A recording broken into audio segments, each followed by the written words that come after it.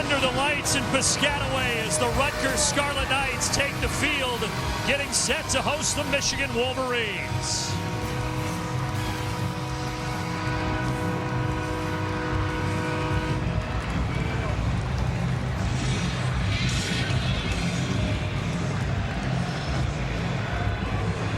Football on the Big Ten Network is presented by Hampton by Hilton. The 8-0, fifth-ranked Michigan Wolverines take their perfect record on the road and take on the Scarlet Knights in New Jersey.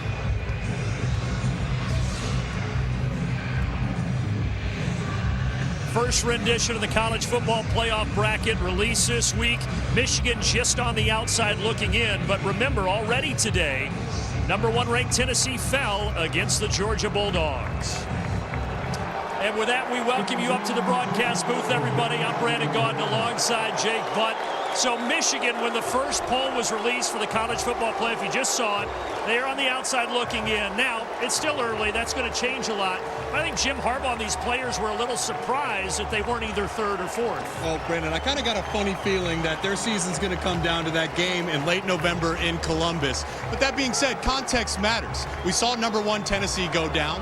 Ohio State plays Northwestern today. They won, but it didn't exactly look great. So Michigan's got an opportunity. They got to handle business, but to make a statement win to the committee and prove, hey, not only should we be in the top 4, but maybe number 3, maybe number 2. They've been so good, and of course Blake Corum running the football has been so good. A Heisman candidate last week, already over 1,000 yards rushing and 14 rushing touchdowns, second most in the country. He's been great, and really, as you talk about the playoff berth, it never hurts to have a Heisman candidate in your backfield. And again, the context matters of where Blake is. Here's some of the opponents he's going up against. Hendon Hooker didn't play his best game, and his team lost today. Now, C.J. Stroud, they came out with a win. Again, he didn't have a Heisman-type performance. We know Jim Harbaugh has an identity. They're going to feed Blake Corum all day. It's a chance for him to notch another Heisman-type performance of his own on his belt. For Rutgers, look, if they're going to pull off the upset tonight, they know it's going to take a near-perfect effort, and they're going to have to get better production from their quarterback position. Gavin Wimsatt, the freshman, will get his 3rd career start. It's been a rotating carousel at quarterback. They're hoping that they have found something special in this young freshman. They believe he can be special, too, and that's what the film says. He has all the physical talent to make any throw across the field. He's got the athleticism to hurt you with your feet as well. But when we talk to Coach Schiano, it's more about the process than the results. He doesn't need to play a perfect game today, but you want to see him improve. Accuracy, his eyes, his feet, everything comes back to fundamentals. And then for the guys around him, the receivers got to clean up some of the drops. They got to establish some type of run game to maximize the potential of this young, talented quarterback. See how he plays tonight, 3rd career start. Michigan, meanwhile, a couple of late-breaking injury updates. And for more on that, we go down to Rick Pizzo.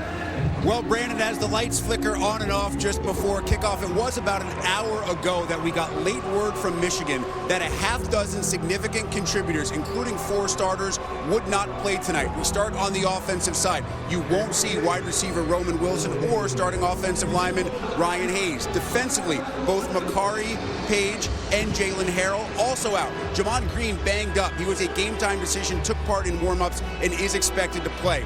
As for Rutgers, Greg Schiano understand. During his 2nd rebuild, there are seminal moments when going through this process. He told us on Friday this could be one of those moments.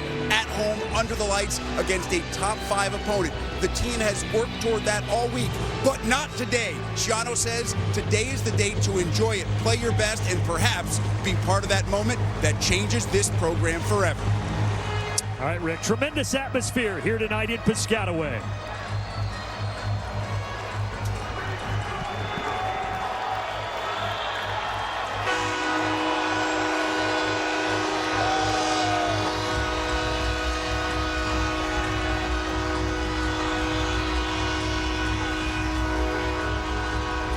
Smoke filling the evening air. Balmy temperatures for this time of year. Rutgers wins the toss. Michigan receives, and it begins with a touchback. So we will see this Michigan offense to get the party started. Piloted by their quarterback, J.J. McCarthy. Took over week 2 for Cade McNamara. Has not lost a game since, and he's been pretty good under center. Yeah, they're excited about him. You know, his accuracy is phenomenal. He's one of the most accurate quarterbacks in the entire country, but his yards per completion, yards per attempt isn't exactly, I don't think, to his full potential. What I'd like to see is for Sharon Moore and Matt Weiss, let JJ throw the ball down the field a little bit more and showcase some of that arm talent. But those short passes have led him to that high completion percentage, tops in the country. And he's going to start through the air here off a play fake. And he does toss it downfield. How about that? Right off the bat, finding his top target, Ronnie Bell, his 40th catch of the season. Well, you just said maybe go for some longer plays, and they hit that one for 35. And this is one of their better downfield passes. You know, I was ready teed up to talk about the Michigan run game. I think Rutgers was too. They flashed the play action to get JJ out on the run, out to the edge of the defense where he's really comfortable on the move and hits his favorite target in Ronnie Bell. So McCarthy comes into the game 87th in the country on yards per completion, but his first toss, 35 yards to Bell. And a quick 2 for 2, this one of the shorter variety to Andrell Anthony. This offensive lineup, number 5 rushing attack, but the big note, and Rick told you, a first-time starter at left tackle in Jeffrey Percy because Ryan Hayes is banged up today, Jake. Well, they got one of the best offensive line coaches, in my opinion, in Sharon Moore, and he's done a phenomenal job of building this group from the top down. This is something they practice throughout spring, throughout fall camp. It's a chance for a young guy to get his first start. He has had some spot playing time over the last couple of years. Meanwhile, Corum trying to get things going on his first carry, but Christian Izzian and company dropping him down around the line of scrimmage. And this Rutgers defense was on the field last week in that loss to Minnesota for over 41 minutes. Yeah, that was uncharacteristic. Really, their run defense outside of that game and maybe the Ohio State game had been one of the better run defenses in the country. Last week, uncharacteristic. Michigan's going to do the same thing. They're going to challenge them in terms of time of possession and physicality in the run game. If Rutgers wants to win, they're going to have to get off the field. 3rd down and 3. Handoff up the middle. They're not going to get off the field. 1st down and more. Corum into the open. Diving. Touchdown. Blake Corum, his 15th rushing touchdown of the season. And the Heisman candidate strikes again from 33 yards out.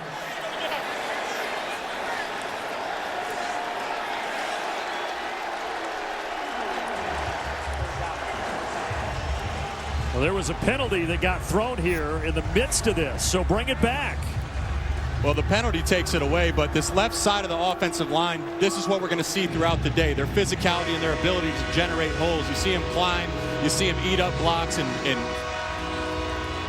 really block out the Rutgers defense, but again, huge play here in the penalty to take away not just a first down, a touchdown, an explosive gain. And now all of a sudden you're in 3rd and long. And if there's one knock on JJ, it's been his completion percentage has significantly dropped in 3rd down and long situations. That was an illegal formation penalty that obviously looms large here early. So now 3rd down and 8. Some pressure off the edge. McCarthy escapes and takes it down to the 25-yard line and picks up the 1st down. We say it a lot, but that's the threat of J.J. McCarthy, scrambling 12 yards, and they move the chains. And they'll build that in organically in terms of read options and some designed quarterback runs, but that's what makes him so dangerous. That's a big reason why they wanted to get to him as a starting quarterback there earlier in the season. When he tucks it and runs, he is such a dangerous quarterback, not just with his speed, but his cutting ability and vision. He had 50 yards rushing last week in the 29-7 win over Michigan State. Edwards checks in the game. Here's his first carry. And he's in the red zone and all the way down to the 14. What a luxury to not only have Blake Corum, but then to have another guy in Donovan Edwards who can come in and carry the football. Don't even want to call him a backup. He's got that kind of talent. He's a former 5-star. He's got all the talent in the world. He would start at a lot of places. And you want to talk about a 1-2 punch. Jim Harbaugh, as long as he's been coaching, wants to run the ball, and he's got 2 great options in his backfield. Back-to-back 12-yard gains. McCarthy had one to pick up the 1st down. 12 more there from Donovan Edwards. And we hit the 12-minute mark of the 1st quarter. Edwards again able to slip through. So that Michigan ground game that has been so good this year, number 5 in the country, 276 yards last week. And they're moving it on the ground here on the opening drive. Here they are down in the red zone where it's no mystery. They need to score more touchdowns, especially down the stretch of this season. But the thing is they don't want to change their identity. They want to continue to run the ball all over the field. The challenge is the field gets a lot tighter down here. It's a lot tougher to run because those safeties, you'll see them, they're sitting about 6 yards. They don't need to cover 25 yards deep. They're much more quick to the run game. Up the middle, Corum. And that Rutgers defense stands tall. Yeah, Jake, to continue that point, you saw the percentage, but they've had 44 red zone trips, 28 touchdowns, really something they're trying to improve upon. And everything gets tighter down into the red zone. Again, it's going to be a lot harder to run the ball down here. We're going to see the safeties alignment pre-snap, but what ends up happening is it's going to be a bang-bang throw. It's got to be a contested catch for your receivers. It's got to be an accurate, tight window throw for JJ. Two guys I'm looking out for is Ronnie Bell and Luke Schoonmaker. Those are his favorite targets. As you see here, here's your safety. He's really sitting about 6 yards behind the line of scrimmage. Traditionally plays about 10, 11 yards. Timeout. Michigan, they're first of the half. Jim Harbaugh Timeout takes the timeout before a 3rd down and 2. Welcome to Hampton.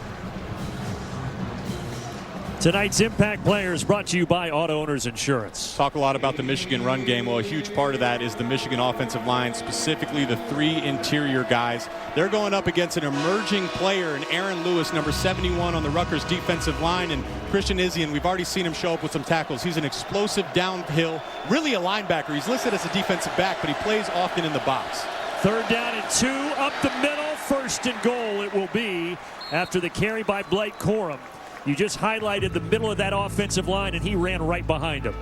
Yeah, I mean, if you score with your man, right, if you win the line of scrimmage, then it makes it easy on the back. You see those guys just really mauling the Rutgers defensive line, and Blake could just run straight down the field before he even was contacted. They're going to run up the middle again behind those big fellas, but Corum is going to be about a yard short. So you do have a first-time starting left tackle, but the middle maintains the same with Keegan, Oluwatimi, and Zach Zinner. I'd imagine you might have 3 more downs down here, and you might see 3 straight runs to Blake Corum. It's a drive that has already lasted 5 minutes. Blake Corum had a 33-yard touchdown run wiped out by an illegal formation a few plays ago. Going to get another opportunity, goes top shelf. No signal. They're going to say he's short. 3rd and goal. Wow, I think that was Powell, number 22, meets Blake Corum in the hole. And that's an explosive back, Blake Corum. A lot of momentum, but he met a brick wall in Tyreen Powell.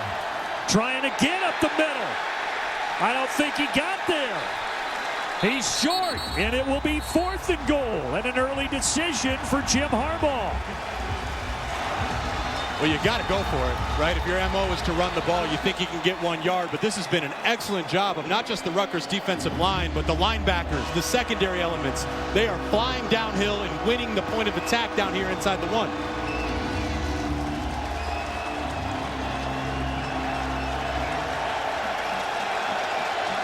They've had 3 cracks from the 1 or 2 yard line unsuccessful, but they're trying on 4th down.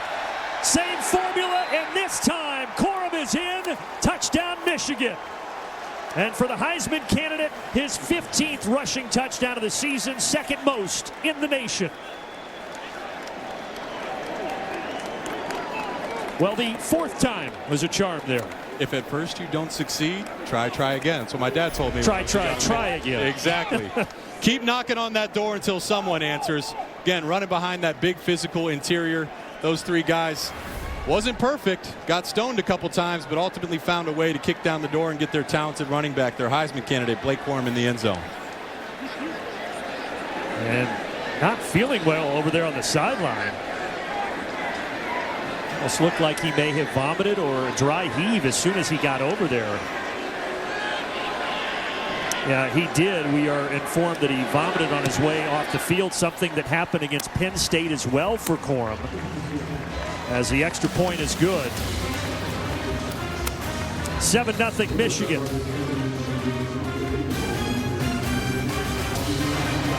Timeout. Auto owners protect. Corum scored, vomited coming off the field, but appears to be okay now over there on the sideline. 7-0 Michigan. Champions Mindset presented by Hampton by Hilton. No mystery. Got to get Corum carries if you're Jim Harbaugh and the Michigan Wolverines. And we've already seen red zone scoring come into play. 4 tries to score from inside the 1. For Rutgers, I thought that game against Minnesota, Mo Ibrahim had a big day. Didn't tell the full story. Had a lot of opportunities to tackle him and bring him down in the backfield. Just didn't get the job done. Starting a young quarterback, key for him is to play turnover-free football. You got an 8-0 Michigan team, a Rutgers team that started the year 3-0 and now 4-4, and trying to get 2 more wins over the last 4 games to get bowl eligible. And we talked about their quarterback position. It's been a rotating carousel, but they have turned the keys over to a freshman that they say is about as talented of a quarterback as they've had here in Gavin Wimsatt. Now, last week in his second career start, numbers weren't great, but they still like his potential. Yeah, the numbers don't tell the full story always. He certainly wasn't perfect, but when you turn on the tape, this guy's got a very, very live arm. He can make any throw he's asked to make. Really athletic. He broke off a massive run against Boston College earlier in the year. But for him, it's about, sometimes that live arm, it's like having a wild stallion. You got to tame it sometimes and learn how to throw the underneath routes with some touch. Well, he'll start by handing it off to Kyle Monungai, and Monungai is able to stretch forward and get 3 to make it 2nd down and 7. Now, this Rutgers offense shut out last week against Minnesota and only had 48 rushing yards in that game. Yeah, and they've been beat up with injuries, losing Sam Brown at running back. He was a freshman that was really coming on strong, looking to be one of their big playmakers. But now it's about stepping up, and a big part of that is the offensive line. Identifying the second level as they double team up to the linebackers, being on the same page and then executing will be key to establish a run game. Wimsatt's first throw, and it's high. Sean Ryan, we saw that a little bit last week when he missed up, and he did it again there. This Michigan defense, the issue last week with the tunnel incident against Michigan State, Jamon Green at cornerback, as Rick told you before the game, he's been cleared to play. Will we see him?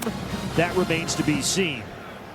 Had a concussion after that altercation, the tunnel, and a cut above his right eye. Reserve defensive back Jaden McBurrows suffered a nose injury. Michigan State has announced suspensions of 8 players after that incident. The Big Ten Conference doing an ongoing investigation. As Wimsatt rolls out here on 3rd down and 7. And he throws it incomplete. There is no flag. He was trying to get it to Johnny Langan, but he was covered. And so Rutgers, not what they want after having their defense out there for so long. They go 3 and out. No, it's definitely not what you want. But again, it's about little strides. You want to see some flashes for your young quarterback who's so talented. That time Michigan brought Mike Sainristil off the edge from a nickel blitz. He was completely unblocked, and in Wimsatt's face early, he was able to evade the rush, and there was just no separation down the field. So Adam Korsak with the 316th punt of his career.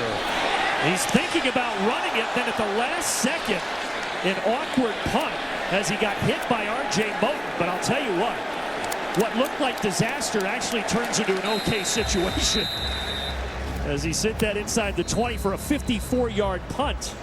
Never had a punt blocked in his career, Brandon. Timeout on the field. The streak almost ended there. And it was Cornelius Johnson almost getting that punt block, but not to be.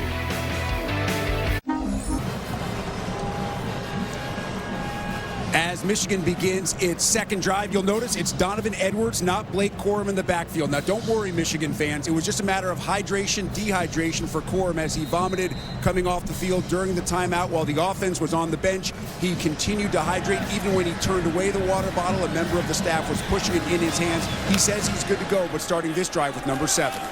It is Edwards, and he's going to carry tacklers out to the 24. Well, it is, look, it's not like it's a 90-degree night, but it is balmy. Temperatures today got into the 70s, a near record high. By the way, don't forget to download the Fox weather app. Current temperature, 69 degrees. I'm up here sweating a bit. I think I need to Gatorade a little electrolytes. But I think, you expect to be in New Jersey in November. You're thinking more like 39, 49 degrees, but not the case.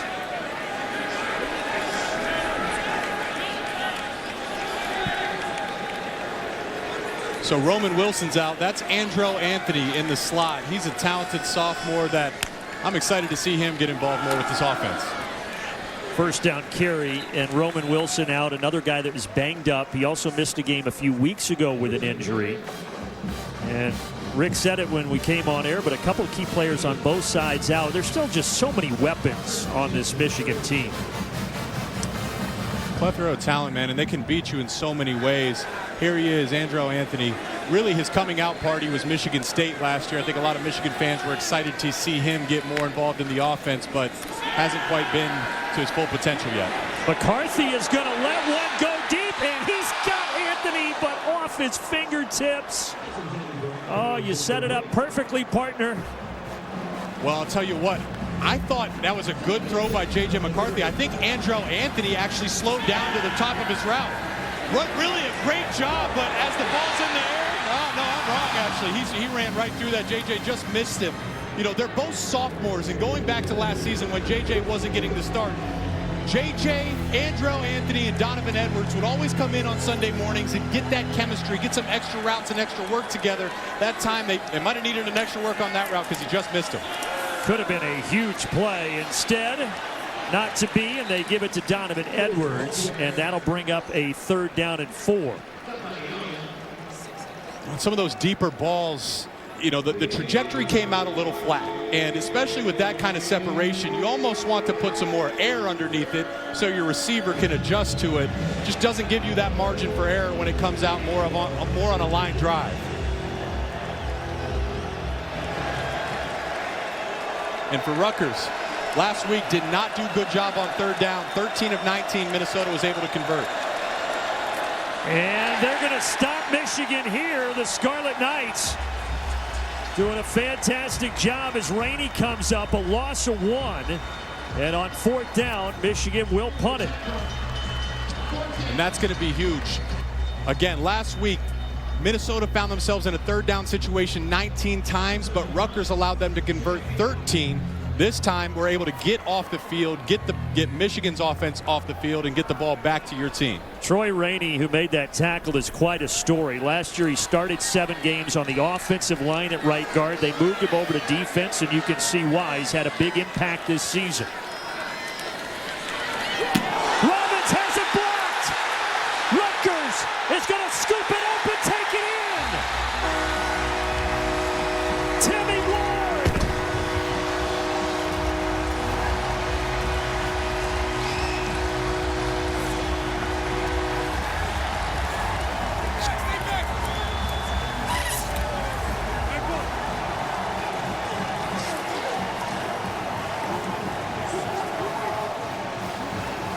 And Rutgers is so good at blocking kicks. Max Melton got his hands on it.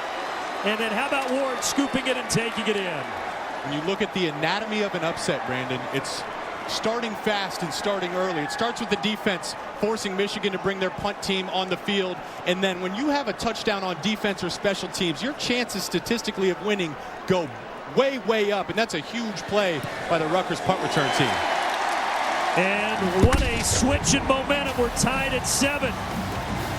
If you follow Greg Schiano's teams over the years, you know they are good on special teams. They block a lot of kicks. Melton is one of the best in the country at blocking it. He did that.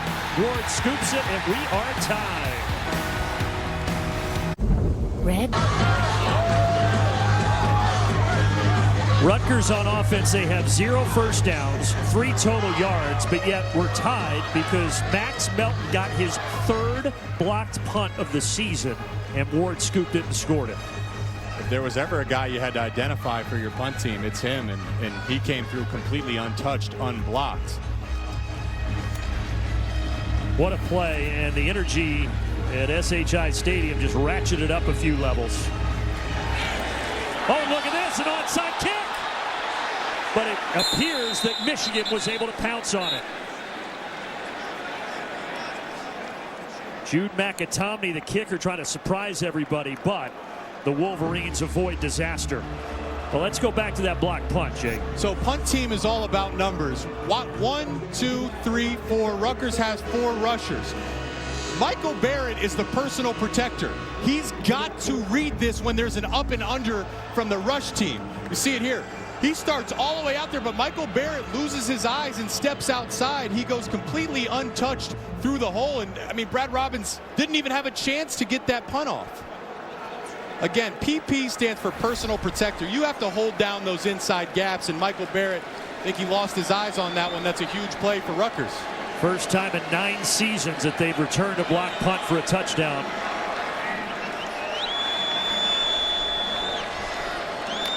But because of the onside kick, Michigan with great starting field position, they're going to take a shot, but it's incomplete. Walker the intended target, but the coverage was good by Avery Young and Robert Longerbeam. And Rutgers brought the juice. That was a heavy blitz, and you got your talented freshman Amarion Walker, one of 3 early enrollee freshmen that Jim Harbaugh is so excited about. 6'3", 180. I saw him in warm-ups, man. He's got such great length and height. That time just couldn't come down with it down the field in one-on-one coverage. 4 pass attempts for McCarthy. 3 of them have been deep down the field.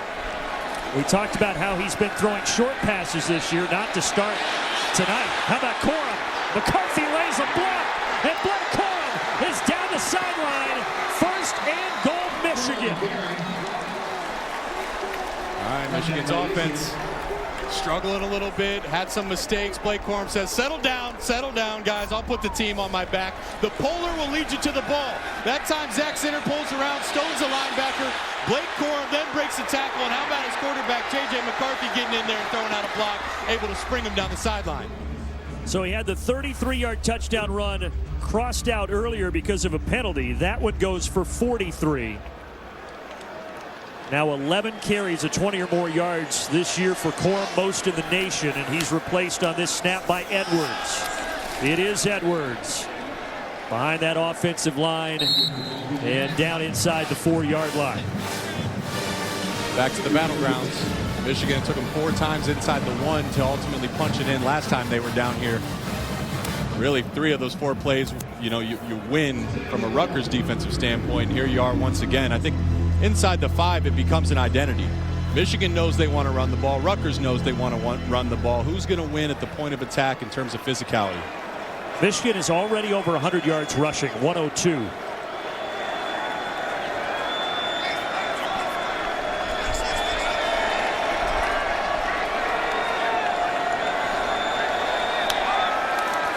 Corum gets another opportunity up the middle. No signal. They'll say he's short by about a half a yard. So that'll bring up 3rd and goal. You notice how Schoonmaker went in motion, and then JJ gets up and checks the ball. When he went in motion, no one from Rutgers defense traveled with him. So JJ says, hey, that must mean zone. If it's man, someone travels with them. So then they check out of the play. They probably had a man-beating pass concept up, checked to a run, handed it off, and now they get it inside of the 1-yard line. Go right back to Corum here from a half-yard out. If it ain't broke, don't fix it. He's your Heisman candidate. He's been your stud throughout the year, and he's one of the better offensive lines in the country. Corum, the reigning Big Ten Offensive Player of the Week. No, they don't give it to him. It's the first man through, but hang on, flags come flying here, so he's short anyway.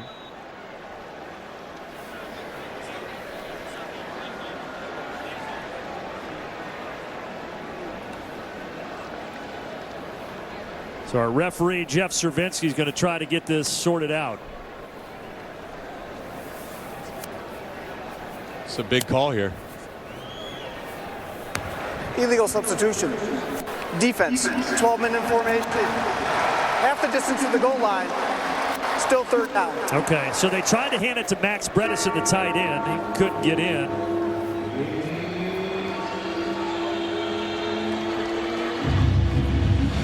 Michigan was in heavy personnel last time. They had 4 tight ends. Now they're going back to 12 personnel, which means 2 tight ends, 1 running back, a little more space. But 3rd and goal again. Corum trying to stay on his feet. They're going to say he's short. As Yogi Berra would say, it's deja vu all over again, just like the last drive.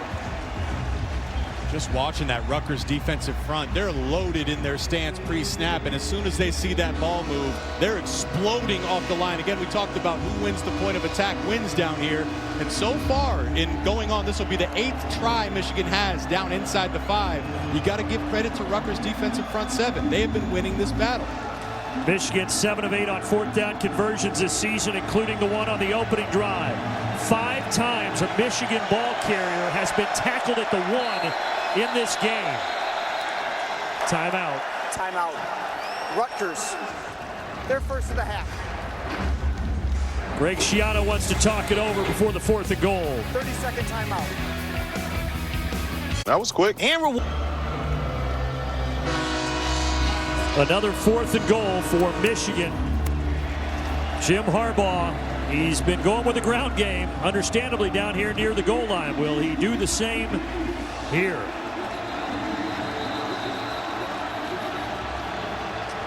And there is a fan on the field. So that's why the play is paused. He's jumping around at the 50 and the 35-yard line, and a security officer just wrestled him on the sideline. Gave himself up. We did not give him his 10 seconds, no. His 15 seconds. And he is now handcuffed, 3 officers around him, and that will turn out to be a decision that he regrets. Looks like he's wearing Timberland boots. Not exactly the best for agility and speed. And the cops were able to get a couple hats on the football and wrap him up. 4th and goal. 10th play inside Rutgers' 10-yard line from Michigan. Did they get in? Yes, touchdown. Well, it was not easy on these first 2 drives down near the goal line, but on the keeper, McCarthy scores it. Got some help from his buddy Blake Corum. The initial push right there, I mean, it looks like he almost had trouble getting the snap, and then really extends, shows off the flexibility, and gets the ball over the goal line. But it was not easy. You're right, Brandon. All 8 of their plays inside that 1-yard line, Rutgers has given them everything they got. Well, it is certain, and you said it a little bit ago, but Rutgers clearly came ready to play tonight. Jake Moody, Big Ten Special Teams Player of the Week, who was 5 of 5 on field goals in the win over Michigan State, knocks through his 2nd extra point of the evening. 14-7. Michigan will be back in 30 seconds. Okay, honey, J.J. McCarthy with a sneak, his 2nd rushing touchdown of the season. Here are the impact players on this side of the football, brought to you by Auto Owners Insurance. Got a young quarterback in Gavin Wimsatt. Got 2 receivers here, Aaron Cruikshank and Sean Ryan. Another guy to look out for is the tight end, number 21, Johnny Langan.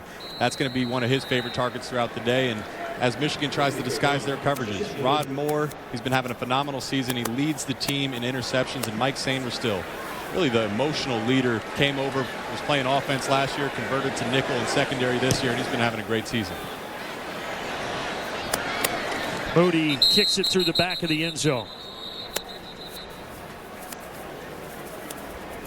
Well, next Saturday, we're all Big Ten all morning. In-depth previews of every conference matchup and tons of fun directly from Ann Arbor before the Wolverines host Nebraska. Big Ten Tailgate presented by Tums. That's next Saturday, 10 a.m. Eastern on Big Ten Network.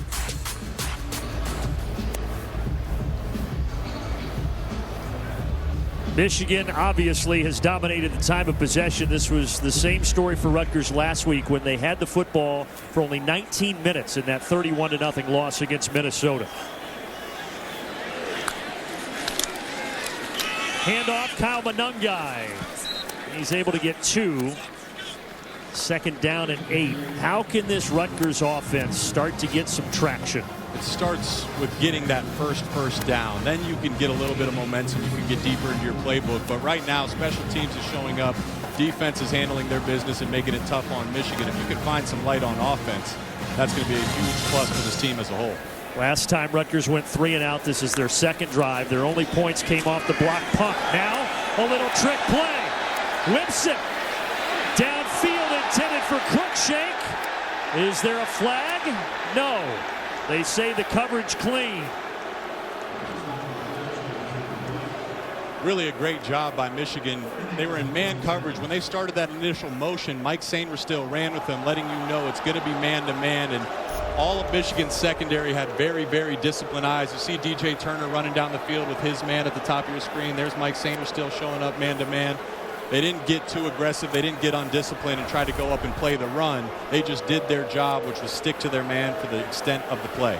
Greg Schiano is fired up, to say the least. He wanted a flag on Mike Sainristil, who, as you pointed out, was a wide receiver the last 4 years before transitioning. They're going to take another shot down that sideline, and it's caught. What a grab by Sean Ryan. Going up and grabbing it over DJ Turner. Number 57 helmet came off on the offense. He has to go out for one play. Result of the play is a first down. And here's where you can see why they're so excited about Gavin Wimsatt. He's got all the talent in the world. That's a great job of throwing it top shelf for his tall receiver. Sean Ryan, 6'2", 200, and goes up and high points the ball like a basketball player. I mean, if there's one knock on this Michigan defense, it's been on some of these downfield throws. Teams have found success in one-on-one coverage, and that time Sean Ryan continued that trend. 37 yards for the fifth-year senior who's at his third school. Went to Temple, then West Virginia, and now playing for the Scarlet Knights in his final season. Timeout Rutgers. They're second of the half. Rutgers timeout will step aside for 30 seconds.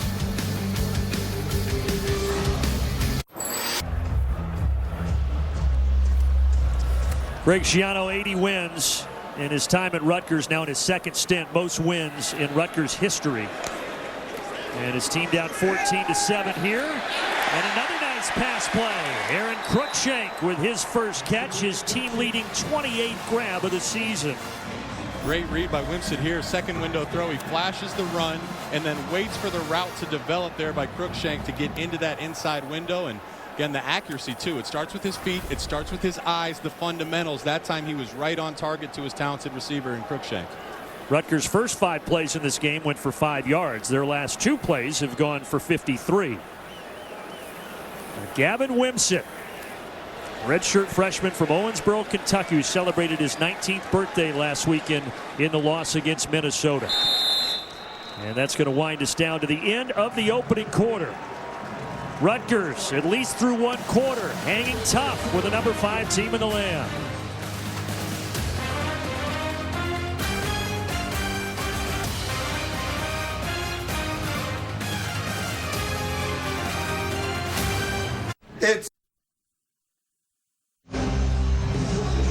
Football on the Big Ten Network is presented by Hampton by Hilton. Military Appreciation Night here at SHI Stadium in front of a sellout crowd. That's why Rutgers is wearing the American flag helmets like they did last year on Military Appreciation Night.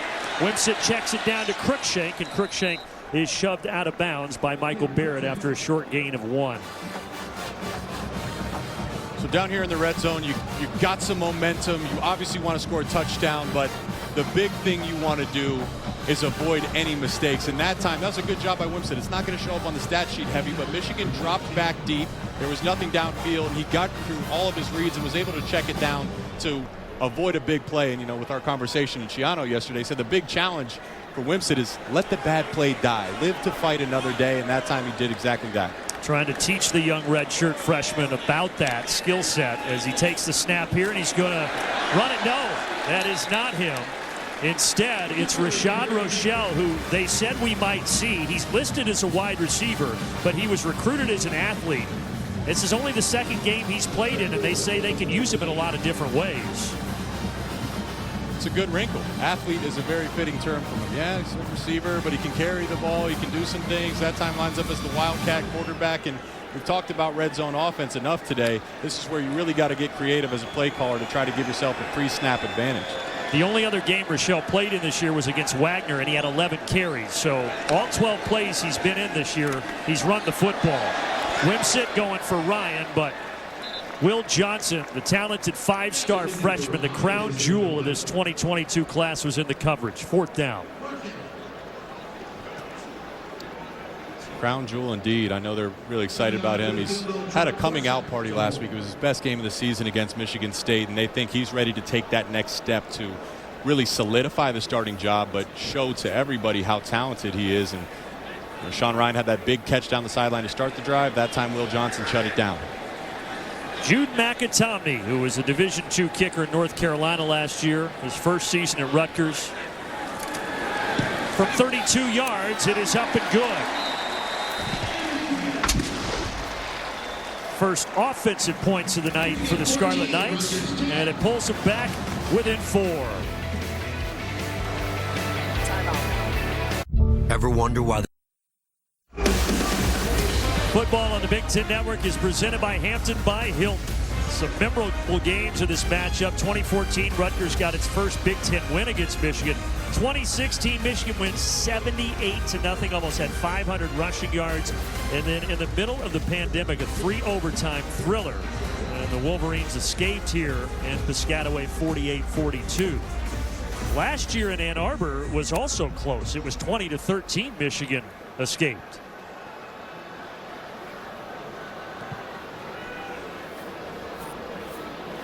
Henning from the 5-yard line.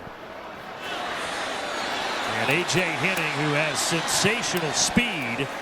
A flag comes in here, so we'll see what happens. But for the moment, it's out at the 33-yard line.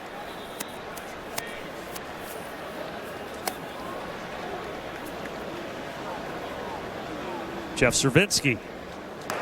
During the return, holding, return team, number 31. 10-yard penalty, Michigan football, first down and 10.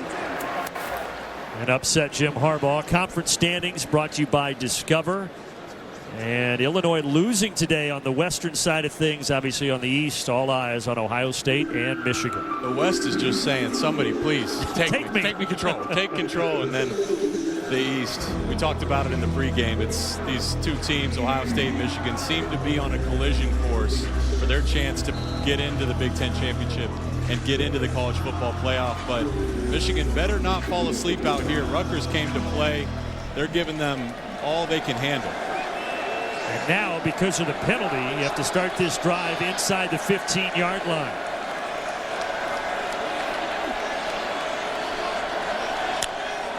J.J. McCarthy fakes the handoff to Edwards, and he's hit as he lets it fly. And then also being hit is Ronnie Bell. Christian Izien, the senior, making his 38th start, hit him in the secondary, but you also had the quarterback taking a big hit. Yeah, I mean, the hit affected the throw, but that was a very dangerous throw, really, between two guys. He's lucky Izien didn't get his eyes around because he would have had a chance to pick that one off. It was Tyreen Powell who hit McCarthy, but he is ready to go for 2nd and 10.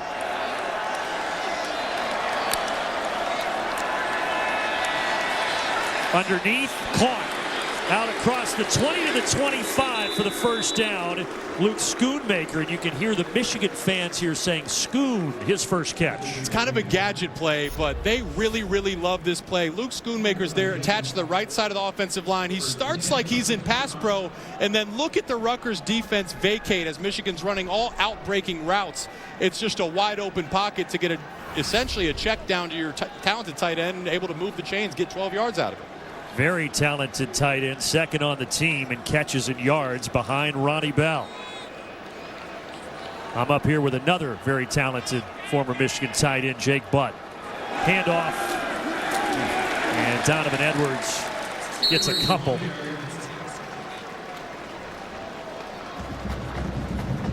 And don't forget about the talented Rick Pizzo and the talented Dean Blandino on the crew as well. What a crew, talented crew down in the truck.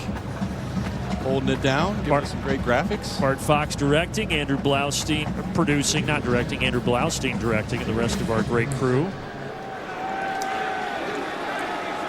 Those two guys can talk to us in our ear during the game, and as I screwed that up, they let me know about it right away.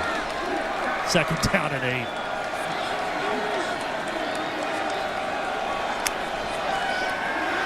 McCarthy with a short drop, a clean pocket, incomplete though. Was trying to go back to Schoonmaker, and he's a little banged up. And once again, it was Christian Izien coming over to lay the lumber. Had a chance there on the throw, just a little bit off, inaccurate to Schoon. First down was a great job. You blitz, you tackle Donovan Edwards, you get him to 2nd 8, then you force an incompletion, and now you force Michigan into 3rd and long.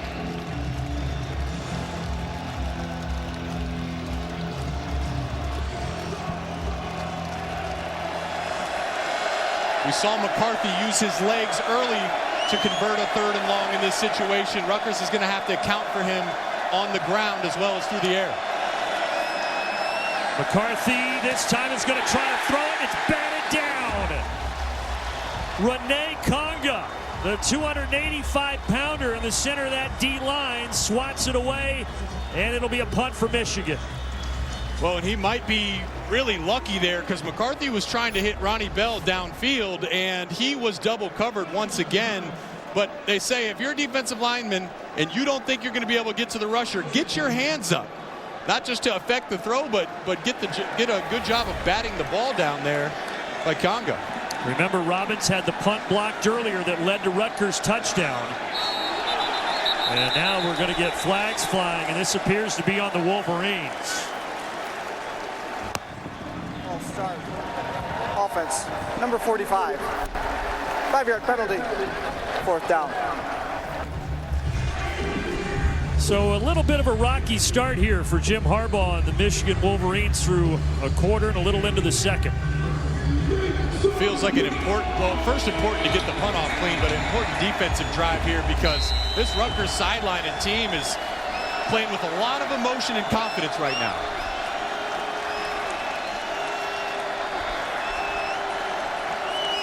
Robbins, 4th-year starting punter. This time he gets it away cleanly. And Cruikshank watches it go out of bounds near the 35-yard line. Hang on, there's a late flag that was thrown.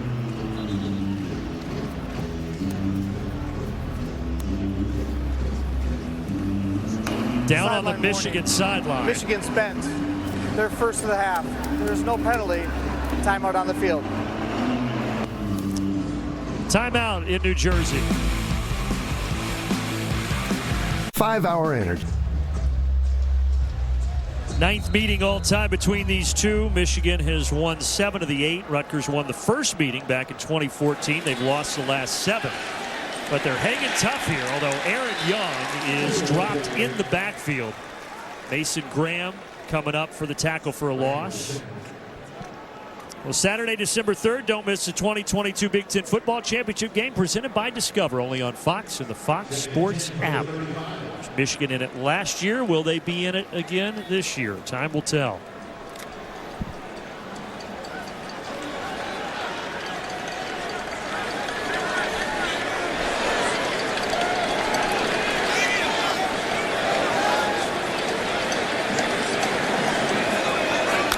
Wimsatt out of the gun, fakes the handoff to Young, rolls, fires high, incomplete.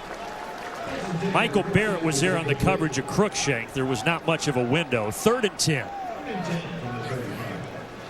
Really areas you want to avoid for a young quarterback that's trying to fight himself in third and long, 3rd and 10 plus. Michigan's got some great pass rushers. They got a really deep blitz package.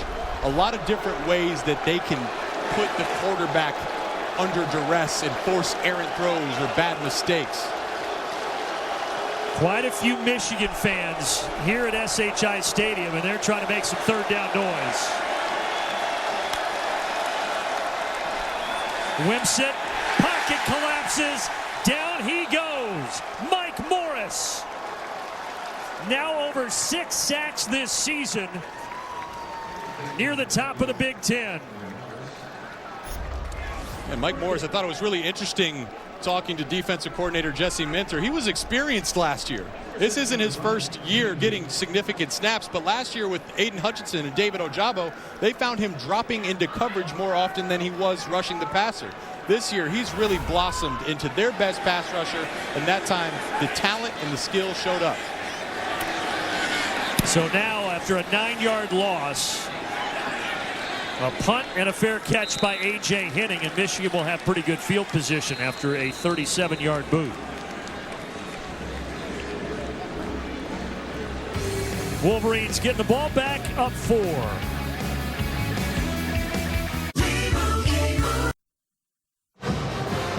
If you want to be on the field tonight at SHI Stadium, you better bring it. As physical a game as we have seen this year, especially from the Rutgers defense. Goal line stops on Blake Corum, big-time hits, and you can sense that this Michigan offense, for the first time this year, guys, feels like physically it's met its match. Sure, Maryland was within a touchdown. Michigan State hung around. But physically, this is the first time this Michigan offense has dealt with a defense that is delivering as many blows as it's taking.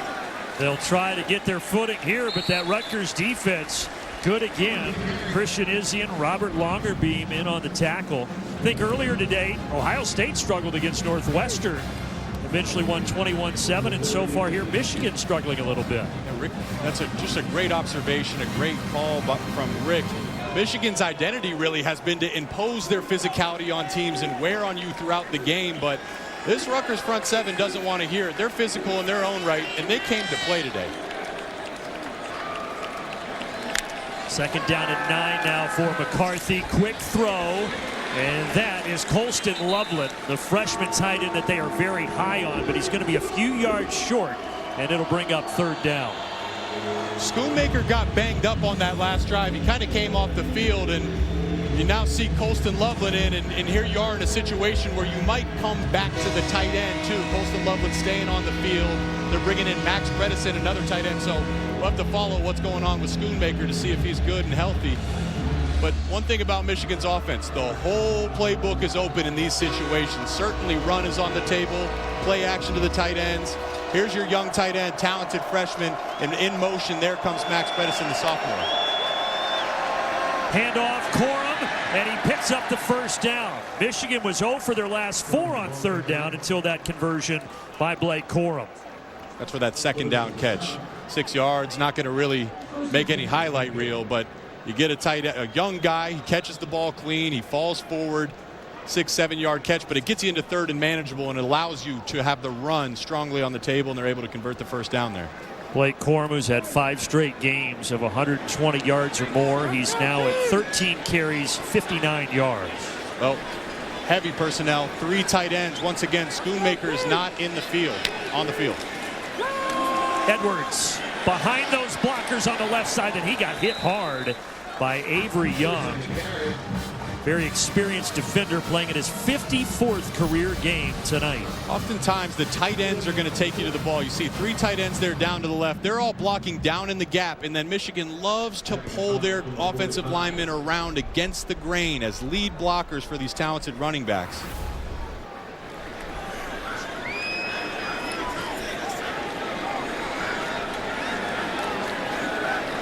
Now you see Bredesen motion back near McCarthy, and he's going to be the lead blocker for Edwards, and Edwards is hit by Christian Izzian, but not after he picks up the first down. It seems like Christian Izzian has been in on seemingly every play here tonight for this Rutgers defense. I turned on the Minnesota tape to prepare for this game, and I try not to look at the roster. I just want to let the tape lead me to who I need to see. Immediately in that game, Izzian popped. He had a chance early in the game to get a safety on Mo Ibrahim. Missed the tackle, but his speed and violence in which he plays the football game downhill really flashed. You've seen it come into play so far in this game. Defensive coordinator Joe Harrisimiak called him a coach's dream. 38th consecutive start tonight for Izzian. On 1st and 10, they're going to hand it off to A.J. Henning in the run game, and the receiver is knocked out of bounds inside the 40. There's a lot of speed on this Rutgers defense. Deion Jennings, number 17, playing an inside linebacker. He got upfield, and usually once you do that and the offense runs a reverse, you're kind of dead. You're kind of outpaced. But he put his foot in the ground and ran A.J. Henning down, pushed him all the way wide to the sideline. A.J. Henning's their returner, so you know he's got some speed too.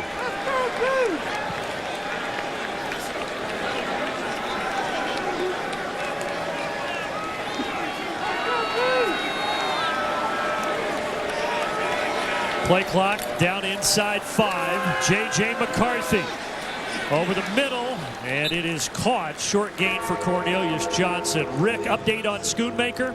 Hopefully ready to come back into the game, trying to talk his way back right now. Something in the upper body. Looks like he's trying to stretch out the left shoulder rotator cuff area. Was catching some passes from one of the staff members. Just trying to make sure he can stretch out and do what he needs to do in the pass game.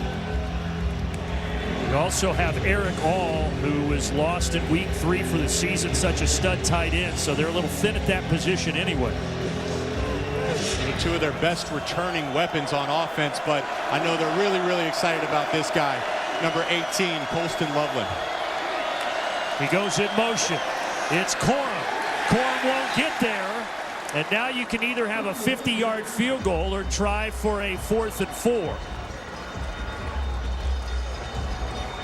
you know, when they went to the run there, that signified to me they were probably going to go for it on 4th down, and Jim Harbaugh is not afraid to go for it. But, you know, the way this Rutgers defense has been playing, they got safeties that are very active in the run game. They're a downhill defense. Michigan's broke off some runs, but it's been tough sledding, and that time Rutgers forces Michigan to bring out the field goal unit. Moody hit a career-long 54-yarder last week. This from 50. And the wind made it knuckle, and he just missed it wide to the right. Greg Schiano liking what he's seeing so far in this first half. His team getting the ball back, down 4.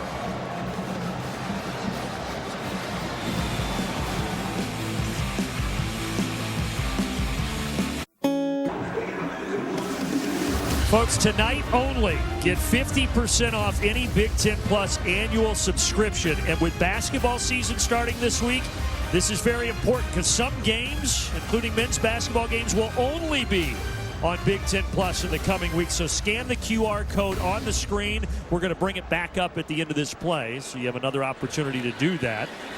But first, Whipsit throws, and it's incomplete. Batted free by DJ Turner. Download that QR or scan the QR code on the screen or go to BigTenPlus.com/subscribe right now. Take advantage of this limited time offer that expires here in a few hours. I like deals. I like discounts. Especially when it's 50% off. Scan the QR code. It's like December 26th when you hit the mall. Some great basketball games coming up.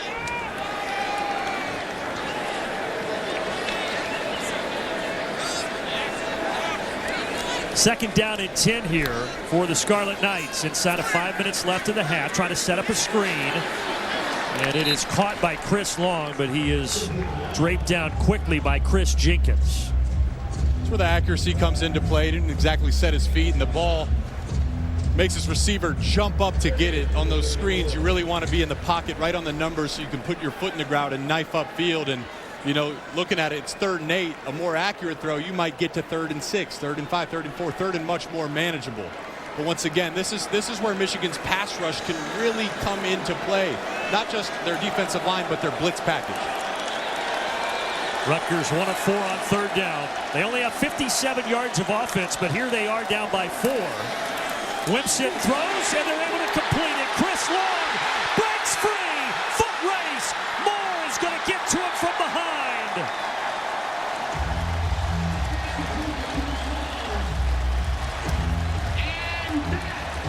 Chris Long all the way down to the 18 for a gain of 48. It really started with the protection there. Michigan's bringing 5 and adding a 6 late. The offensive line does a great job. No one's in Whipsit's face. He then is allowed to throw an accurate pass to Chris Long, and then Chris Long makes Will Johnson miss, and all of a sudden he's running free down the middle of the field and sets up Rutgers inside the Michigan 20 with the chance to put some points on the board. And Chris Long, before that catch, had 123 yards on the season, and he just had a 48-yard grab there to put him in the red zone. Now Cruikshank, who's kind of a do-it-all gadget guy receiver, gets it in the run game, but he is shoved out of bounds at the original line of scrimmage. 3 minutes away from halftime, and stick around for the Reese's Peanut Butter Cups halftime report. Dave, Howard, Jerry, Joshua will get you caught up with the conference happenings.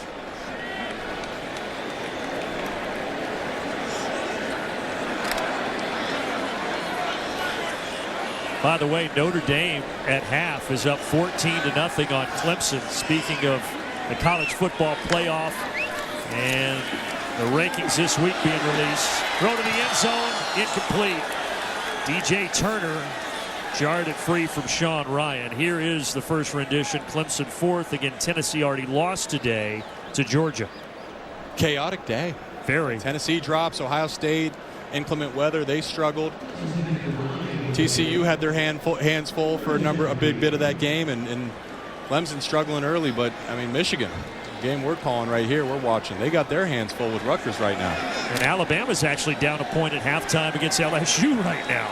Wow. That's why we love college football. Never know. 3rd down and 10 here. Whipsit steps up. fires to the sideline. It's caught. He's going to be short. Sean Ryan is dragged out of bounds. Well, we've seen Greg Schiano in situations like these be aggressive. What do you do here? You go for it. And I know Wimsatt took that big shot late in the game last week, but he's a capable, more than capable runner. I think you throw the ball and you let him know, hey, if it's not there, go ahead and show off that some of that athleticism. Michigan is going to need to have someone accounting for his ability to run. Do you maybe just try to draw Michigan off sides here, or no? You think you actually go for it? Yeah, you got to use extra counts just because you got it on the table. They will snap it at 5. Wimsatt got it. First down. Cruikshank. First and goal, Rutgers. Greg Schiano rolls the dice, and it pays off. I mean, that's an excellent play call. So they bring Cruikshank down to a stack formation and essentially run a pick route. See him there, he kind of delays a little bit. Mike Sainer still has him man-to-man, but he gets caught up. Actually, he runs into Will Johnson, his own guy, friendly fire. And again, you're scheming easy completions for your young quarterback, and he's in big situations, multiple times on 3rd down. That time on 4th down, his accuracy has been there, and he's able to move the chains and get some momentum going. First and goal, Wimsatt lofts it for the end zone. It's caught. Sean Ryan. Flags come in, but it looks like that's going to be on Turner.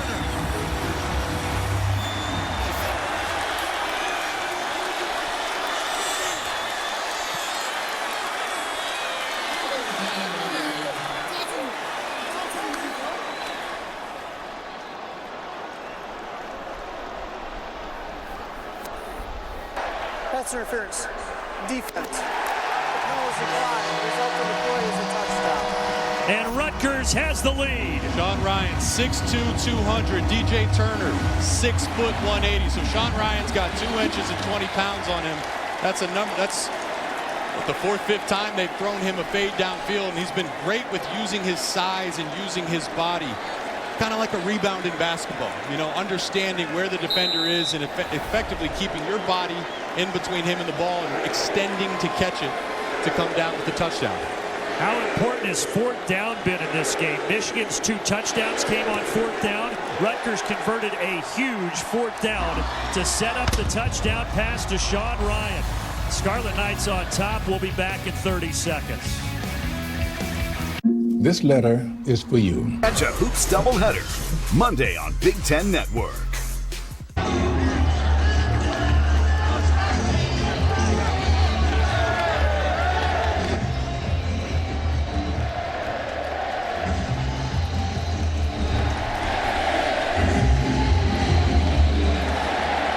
A sellout crowd here at Piscataway, and Rutgers has taken the lead 17-14. Wimsatt finds Sean Ryan, and now Michigan will have 2 timeouts and 1:44 left in the 2nd quarter.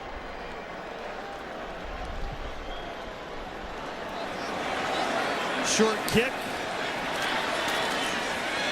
and out across the 30.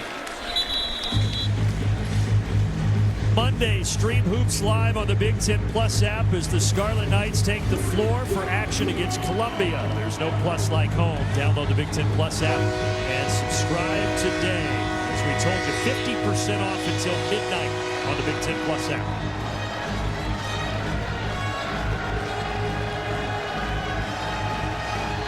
Two-minute offense if you're Michigan. 1:38 to go. They got 2 timeouts. That's plenty of time to work your entire system. Don't need to rush, but you are going to see some tempo throughout this drive. McCarthy, 5 of 10 passing it, 66 yards. He's going to the air. And it's incomplete. Looking for Schoonmaker and a late flag back where McCarthy got hit.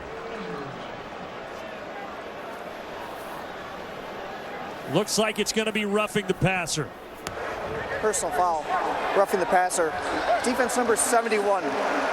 15-yard penalty from the previous spot includes an automatic first down. And that is on Aaron Lewis, who started his career briefly at Michigan before transferring to Rutgers.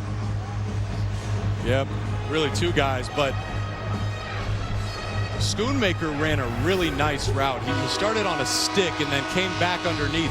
He actually got held on that play, and they didn't see it. It should have been a defensive holding, but if you're Michigan, your quarterback's healthy, you'll take the roughing the passer in the 15 yards. Moves the football out to the 47.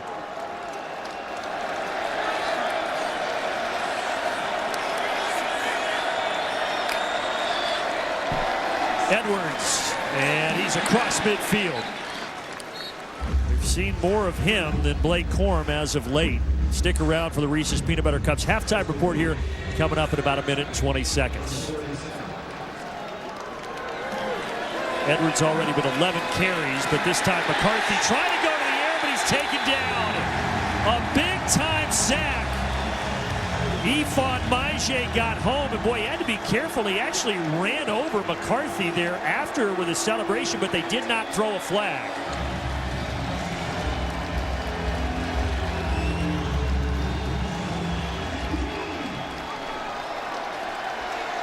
So now it's a third down and 15. Underneath to Edwards. Edwards, a lot of work to do. Is he going to get there? He got close. He's going to be short by a couple of yards. He got the 2 timeouts. Let's see how Jim Harbaugh plays this. And he wanted a face mask after that. Rutgers has a timeout. They're not going to call it. If you're Michigan, you can let this wind down. I'm really confused. If you were going to use one of those timeouts, why not use it right away? Timeout.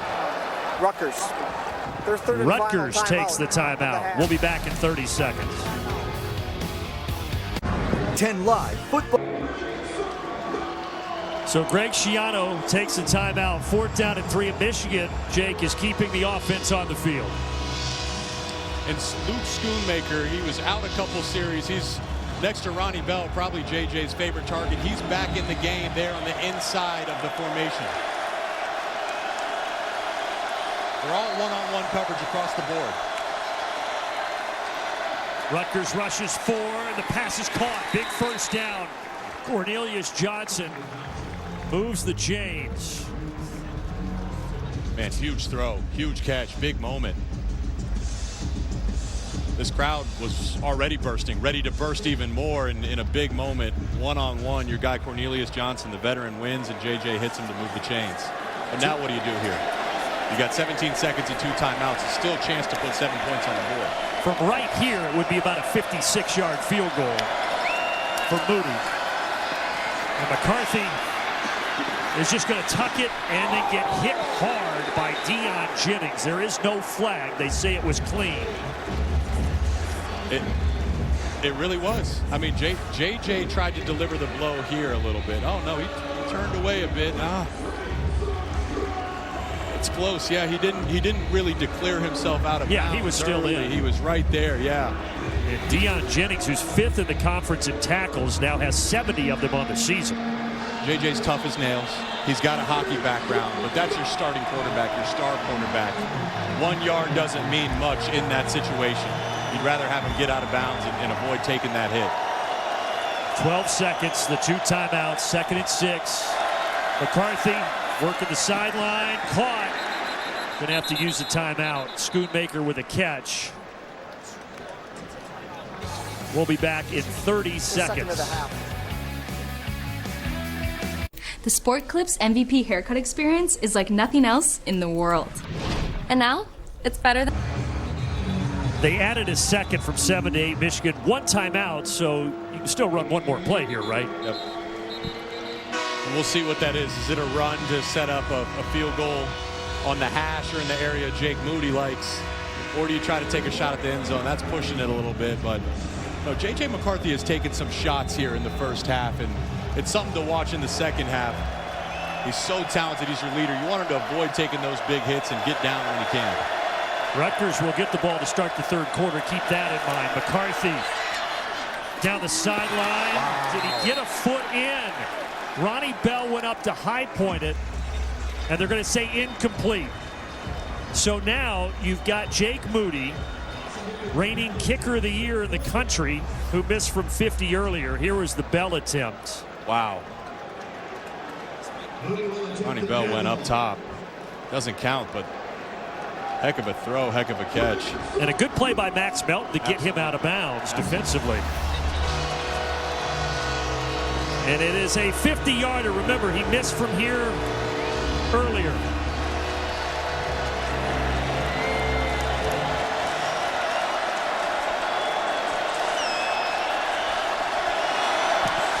And this time, he missed wide left. Earlier was wide to the right.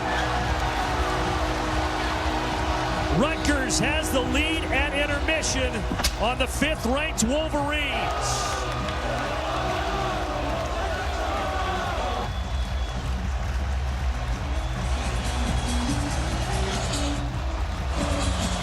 Down to Rick. Coach, an unbelievable first half. Onside kick going forward on 4th down. Why is the aggressive play calling the way to be tonight?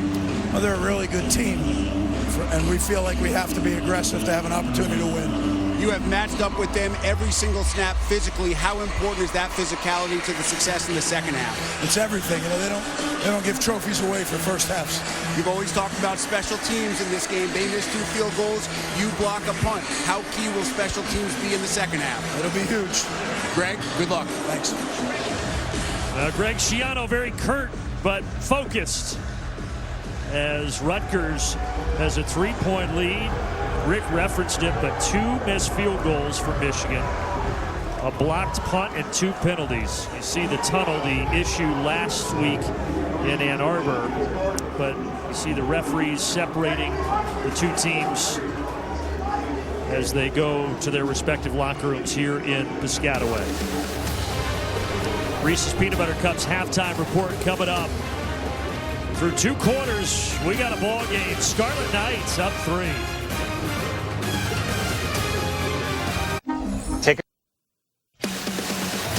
Football on the Big Ten Network is brought to you by Auto Owners Insurance. Simple human sense. And by Discover, the official credit card of the Big Ten Conference. Military appreciation game for Rutgers. 2 MH-60 Seahawk helicopters landed near SHI Stadium yesterday. Helicopter C Combat Squadron 28 out of Norfolk, Virginia, led by Squadron Commander Colleen Minihan. A cool sight. And what has been so far a very interesting evening of football on Military Appreciation Night. Rutgers, who will get the ball to start the 3rd quarter, lead 17-14 at intermission against the number 5 ranked team in the country, the Michigan Wolverines, Brandon Gaud and Jake Butt. So you think about that first half, special teams kind of stole the headlines. Rutgers had the block punt, scooped and scored it for a touchdown.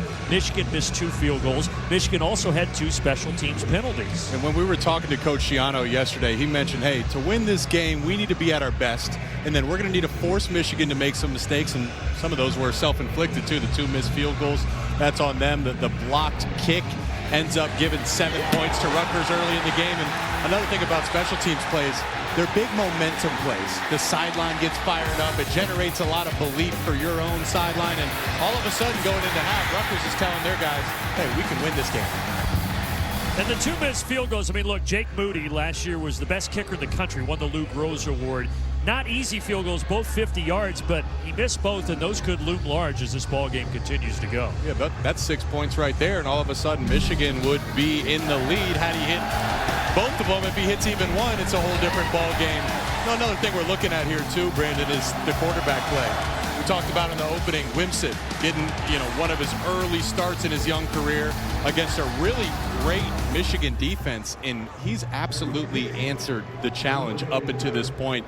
Hasn't been perfect, but for the most part, he's thrown accurate passes, he's been on time, and he's done it in big moments as well. Look at the rushing yards. Rutgers 1, that is not a misprint, 1 rushing yard. Michigan 125, but yet it's the Scarlet Knights up by 3. Celebrating Fansville, brought to you by Dr. Pepper. Time to celebrate Fansville and college football with an ice-cold Dr. Pepper, the one fans deserve. The Rutgers Boardwalk this afternoon as everyone was filing in and tailgating and having a good time. It was billed as a sellout. It has been a sellout, and the crowd has only gotten more animated as this game has remained close so far through 30 minutes. Let's go down and check in with Rick Pizzo. Brandon, I had the chance to catch up with Jim Harbaugh as he came out of the halftime tunnel, asked why Michigan wasn't able to impose its will as it has all season long at the point of attack. He said he's been really impressed by Rutgers' physicality, called it a dead-even game. I asked if that meant offensive adjustments in the second half. He said absolutely. I asked him to specify if Michigan would maybe try to spread it out and go wide side instead of pounding it inside the tackles. He simply looked at me and winked and said, as I said, we have some adjustments we'll make in the second half. Well, they're going to need to make some after a shaky first 30 minutes. Keep this in mind. Rutgers has lost 35 consecutive games to ranked opponents. They haven't beaten a ranked opponent since 2009. Now, there's a lot of football to play, but they have the football up 3 here to start the third.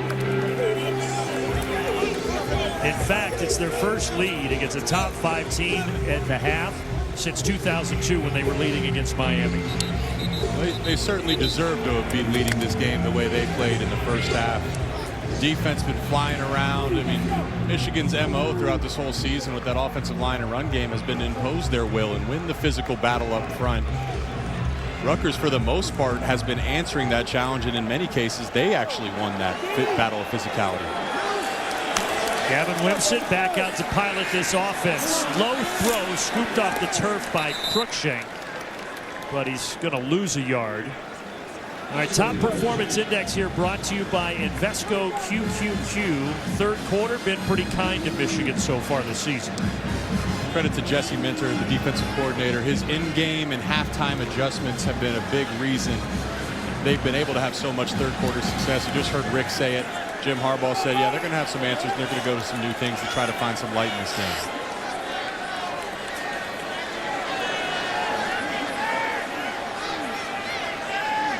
After a loss of 1 on first down here, 2nd and 11, they're going to pitch it on the inside, but Michigan is ready for it. They were not fooled at all. Chris Jenkins. Boy, he and Mozzie Smith on the interior of that D-line, Jesse Minter told us, just been so magnificent this year. They said, we asked him, we're like, hey, what's the most consistent group you've had on this defense? Because they call it the no-star defense. Well, he immediately went to the interior. That's where their veterans are. And already early in this drive, you're seeing those guys show up. And now a chance for that interior to get after and rush the passer as well. Remember, early in the first half, Sean Ryan caught a big slant route on third down. It's a chance for Michigan's defense to get off the field. Third down at 10. Michigan rushes 4. Wimsatt caught, long room to go though for Jones, but he gets there. Shameen Jones, the 5th-year senior from the Bronx, gets the first down with a gain of 12, but there is a flag in the backfield here. Holding. Offense, number 77. 10-yard penalty, third down. And that's on the left tackle, Willie Tyler, so cancel that out. Moments, right? You're sitting there 3rd and 10. Michigan feels they have some momentum. They're ready to get off the field, and yeah, that's holding, but you move the chains. Your sidelines excited. You're celebrating. Michigan a little deflated. They can't get off the field on third down again, and then the flag gets thrown, and the life is sucked out of you. 3rd and 20 is just an almost impossible down to convert. Screens, draws. You don't necessarily want to throw it downfield. Otherwise, it's essentially a Hail Mary.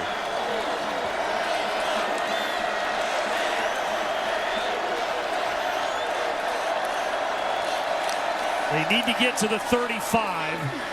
To the outside, Cruikshank at least getting some of the yardage back, but he's going to be brought down well short of the line to gain, and Rutgers will bring out Adam Korsak for the punt. That's such a crucial penalty, and Michigan will get the football less than 2.5 minutes in here to the third quarter. Adam Korsak is less than 20 punts away from the all-time college football record of 337. This will be his 318th career punt. Senior from Melbourne, Australia. Oh, wait. And now he punts it. Had to do a little Olay. But he eventually boots it. Now here comes a flag after this settles down around the 29.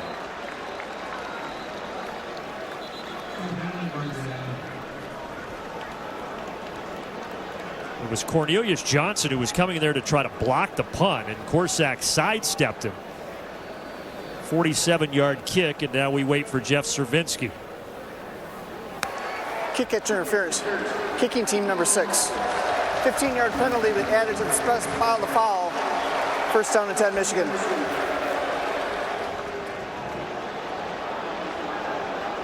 Built for Success, brought to you by Rocket Mortgage. And Blake Corum, 5 consecutive games with 25 or more rushing attempts and at least 120 rushing yards. You know, he threw up there early in the game, and then up into this game, he'd been getting a heavy workload. You'd seen a heavy dose of Corum each week, 25, 30 carries. But throughout that first half, we didn't see as much of Corum as I would have expected. But here he is out next to his partner, J.J. McCarthy, to start this drive.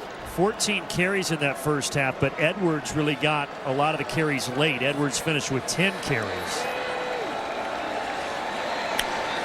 First and 10, it won't be Corum. It'll be a throw to the outside, a low throw. Johnson picks it off the ground and stretches into Rutgers territory at the 49. 14 carries. That's on pace for 28 carries. But a lot of those were early. Yeah. And I think 5 of them were inside the 5-yard line. You know what? You're right, yeah. For Blake Corum. Now, but you talked about it last week. He had a career-high 33 rushing attempts. And they're actually going to say that they are reversing that to an incomplete pass. They say it hit the ground in front of Cornelius Johnson.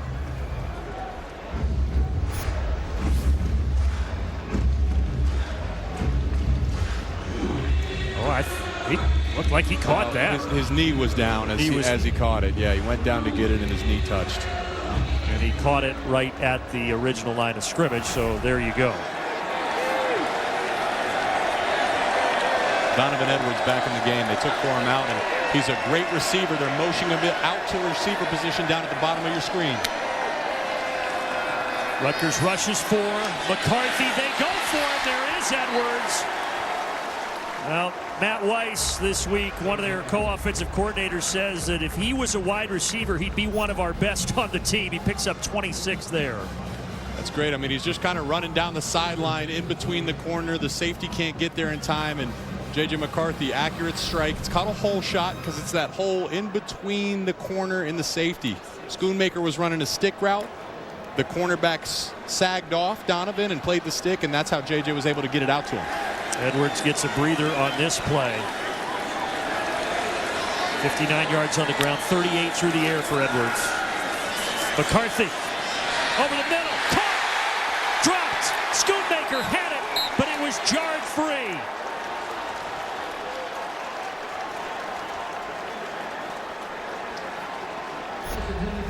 This is a great shot by J.J. McCarthy down the field. He's got his big tight end. He puts it up top.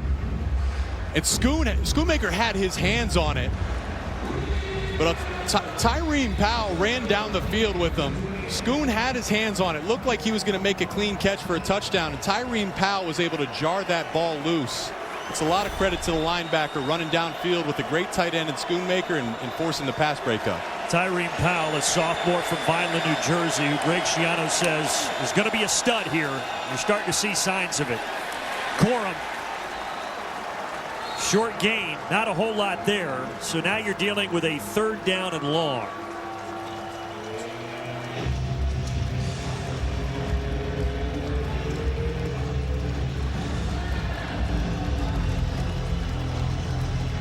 Your kicker has missed 2 50-yard field goals going this direction. From here, this would be about a 45-yard field goal.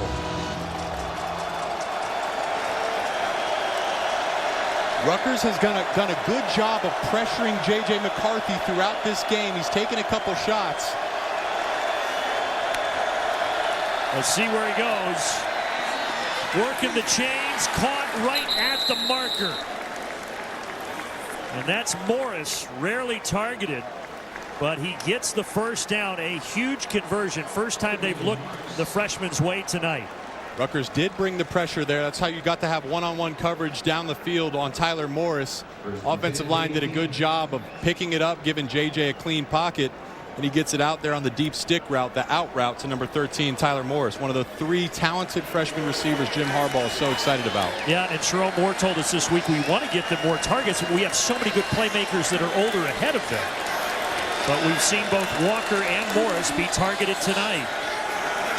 And here it's Andrell Anthony, the wide receiver, being handed the ball in the run game, but he's going to be hit for a loss back around the 20 by Keontae Hamilton of that Rutgers defense.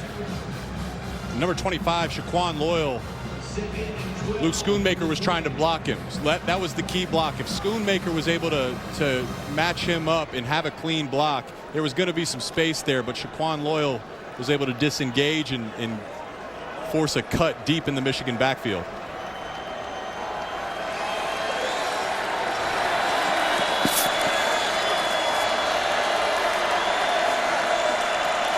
This time McCarthy from under center will give a tote to Corum.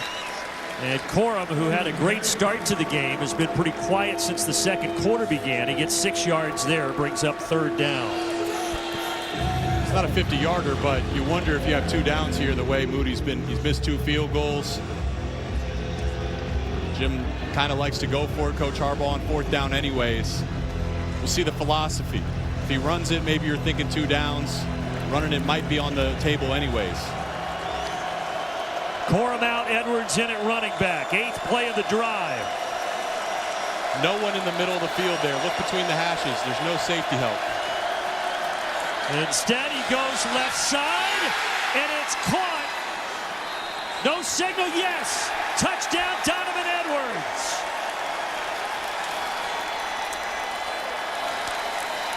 We talked about his pass-catching prowess, and he's able to reel that in the back of the end zone, and Michigan is in front.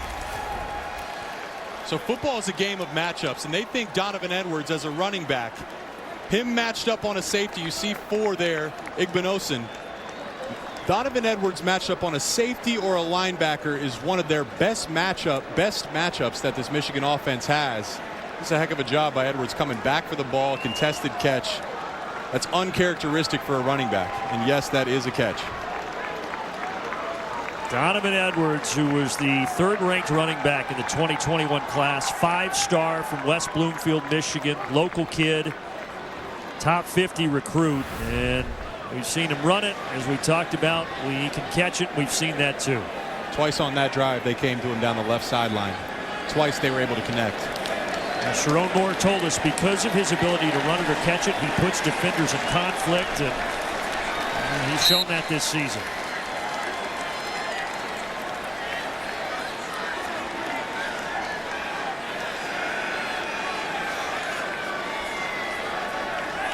Moody for the extra point, and Michigan leads 21-17. J.J. McCarthy, the sophomore, hooking up a couple of times on that drive with a fellow sophomore, Donovan Edwards, to put the Wolverines back in the driver's seat. On a fan's Donovan Edwards, touchdown reception, Michigan up 4. On Monday, the Wolverines host Purdue Fort Wayne, and then Wisconsin takes on South Dakota. Basketball returns Monday on Big Ten Network and the Fox Sports app. Hard to believe it's crossover season, as we like to call it when it hits. But Michigan right now getting the lead back at 8-0, ranked 5th in the country, chance to climb in the polls likely this coming week based on what's happened today around the country.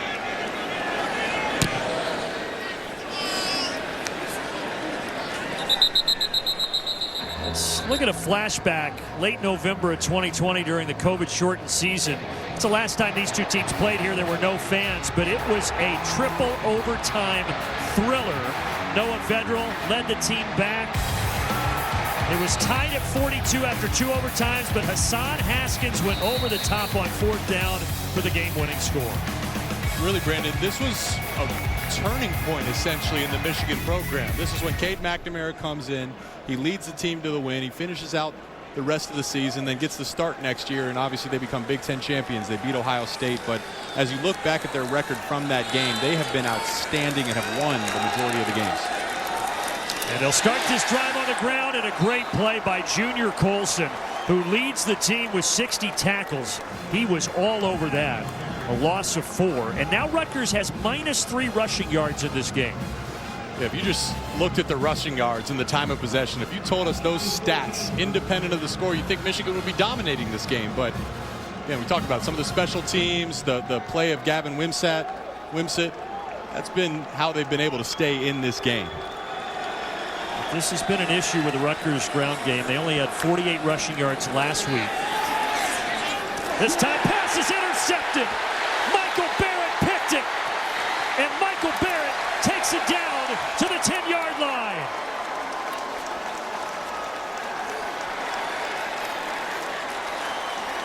Well, this is where the youth might be starting to show for Wimsatt, because Michael Barrett just dropped right underneath that. He's playing the linebacker position. So there's Michael Barrett. He's lining up like he's going to blitz, and he's dropping right to that curl zone, and they're running a curl route. Wimsatt just doesn't see him and throws the ball. And it's where some of the youth is. Just because they're up on the line, you think they're going to blitz, you don't think you're going to be there. You still have to have eyes on the throw and make sure that there's no defender there before you let it go. And I'll tell you what, for Coach Mincher, the defensive coordinator, he's happy to see a turnover. That was a point of emphasis for this Michigan defense. Yeah, they haven't gotten a lot of takeaways this year. Now Corum up the middle with a full head of steam. And down to the 1-yard line goes Blake Corum. So Michigan scores, they get the interception. And now 1 yard away from adding to this advantage. Back in the area where it's been so tough. This is where Rutgers defense really started to build the momentum in the game from a physicality standpoint. But you can kind of feel Michigan ready to take this game over. Chance for them to impose their will, as they've done so much throughout the year down here inside their own 2. They've had touchdowns on all 3 red zone possessions, trying to make it 4 for 4. Handing it off out of the I formation. Second effort. Corum is in. Touchdown, Michigan.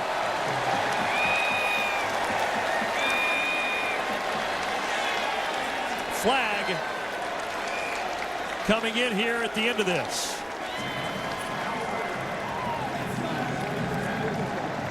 The result of the play is a touchdown. And Michigan has 2 touchdowns in 91 seconds.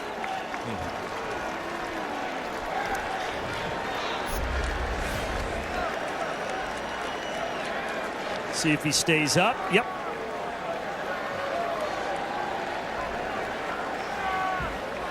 Can't see that right elbow. That's the only question. Was that down? There's not enough, I don't think, to overturn that. And I don't think it was down anyway. You know a good football player when they play with desperation. Can't you just feel the desperation by Blake Corum? It looks like he avoided having that elbow touch. A touchdown. That play is under further review. They'll take a look at it. If it stands, Corum has now 16 rushing touchdowns this season. He came in with 14, which was second best in the entire country. So his Heisman candidacy continues to strengthen here tonight. Goes back to the context. Hendon Hooker in Tennessee, they lose today. Hooker didn't play his best game. CJ Stroud, they squeak out a win. He didn't play his best game. So Corum's got a chance to seize some of that Heisman juice. Dean Blandino, rules analyst. Did we miss anything here on this play, Dean? No, I think you guys described it really well. We're looking for a first body part other than a hand or a foot. It looks like it's going to be that right forearm that hits. Good extension. To me, the ball is breaking the plane before he's down, or at a very minimum, you can't tell for certain. Ruling on the field was a touchdown. To me, this should stand. All right, Dean, thank you very much. And if it does, you want to talk about a quick change in momentum. Two scores and the interception in between in 91 seconds. It goes all the way back to that penalty on 3rd and 10. Rutgers throws a shallow route underneath. It looks like they convert. It looks like it's like, oh man, Michigan, you couldn't get off the field. They end up, it's a penalty. They're forced to throw a screen. After further review, the ruling on the field stands as called touchdown. And Blake Corum, 2 tonight, 16 on the season.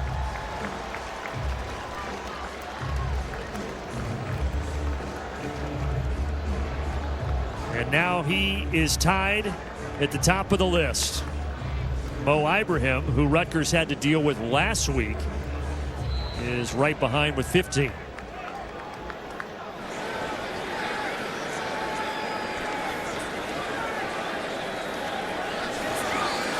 And Moody adds the extra point. Michigan a perfect 4 for 4 in the red zone tonight, something they wanted to improve upon. They were 9th in the Big Ten before the game. It's been better tonight. Michael Barrett got the interception to set up the Corum touchdown. Why is Aaron? Well, season comparisons. Last year, 7-0 start, top 15 defense, or offense, top 10 defense. 6 wins by 20 or more. Yeah, check those off. This year, they beat Michigan State, something they did not do last season. Ohio State and Big Ten champions, still the question mark, but Jim Harbaugh and company, they not only have eyes on that Big Ten title, obviously, they're hoping this year for a chance at a national title. And they were down 17-14 at half, but that has quickly changed.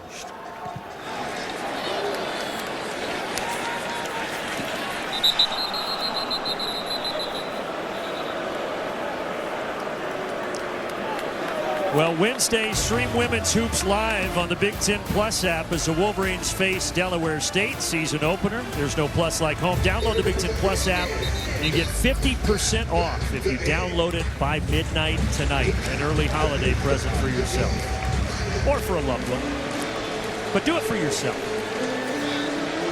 Jim Harbaugh hoping he can breathe a little easier as this game continues. Certainly wasn't at halftime. Wimpson hit as he throws, and another interception. And guess who? It's Barrett again. And this time, Barrett takes it in for the score.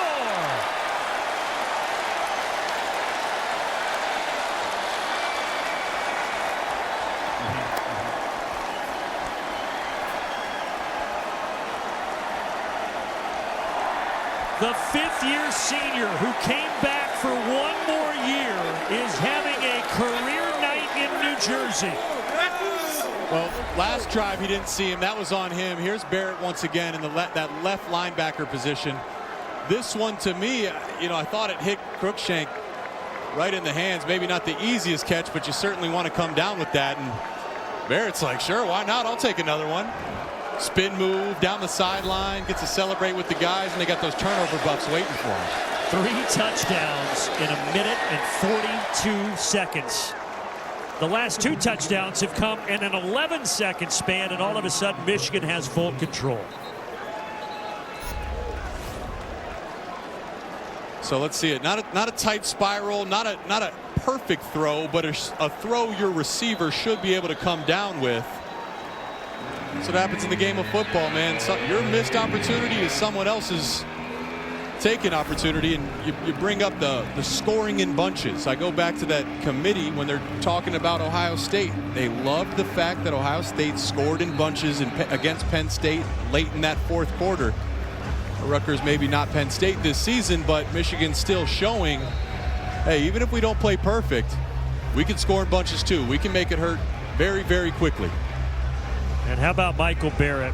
When I asked Jesse Minter the other day, tell me about a guy on this defense who has really come a long way, and he said Michael Barrett has been a pleasant surprise. He has exceeded expectations. I mentioned he came back for a 5th year.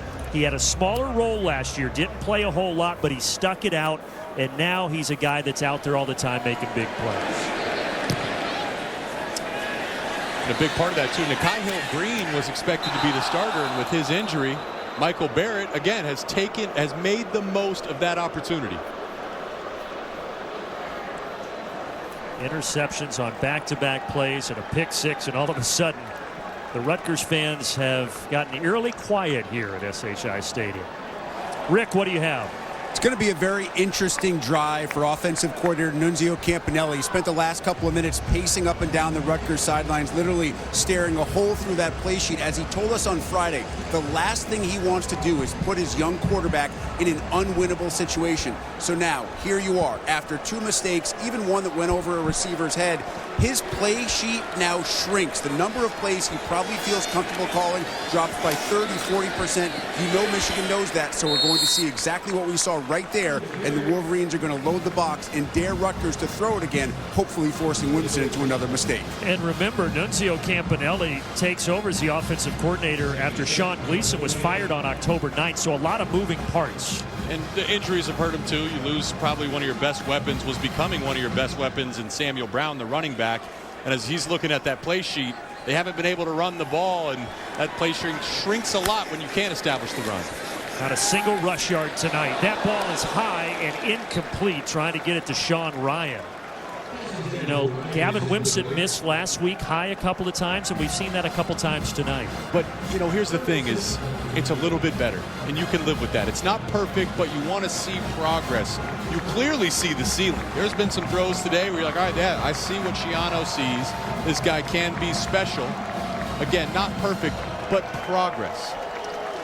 He was a 4-star ranking out of Owensboro, Kentucky, the highest rated quarterback in Rutgers history.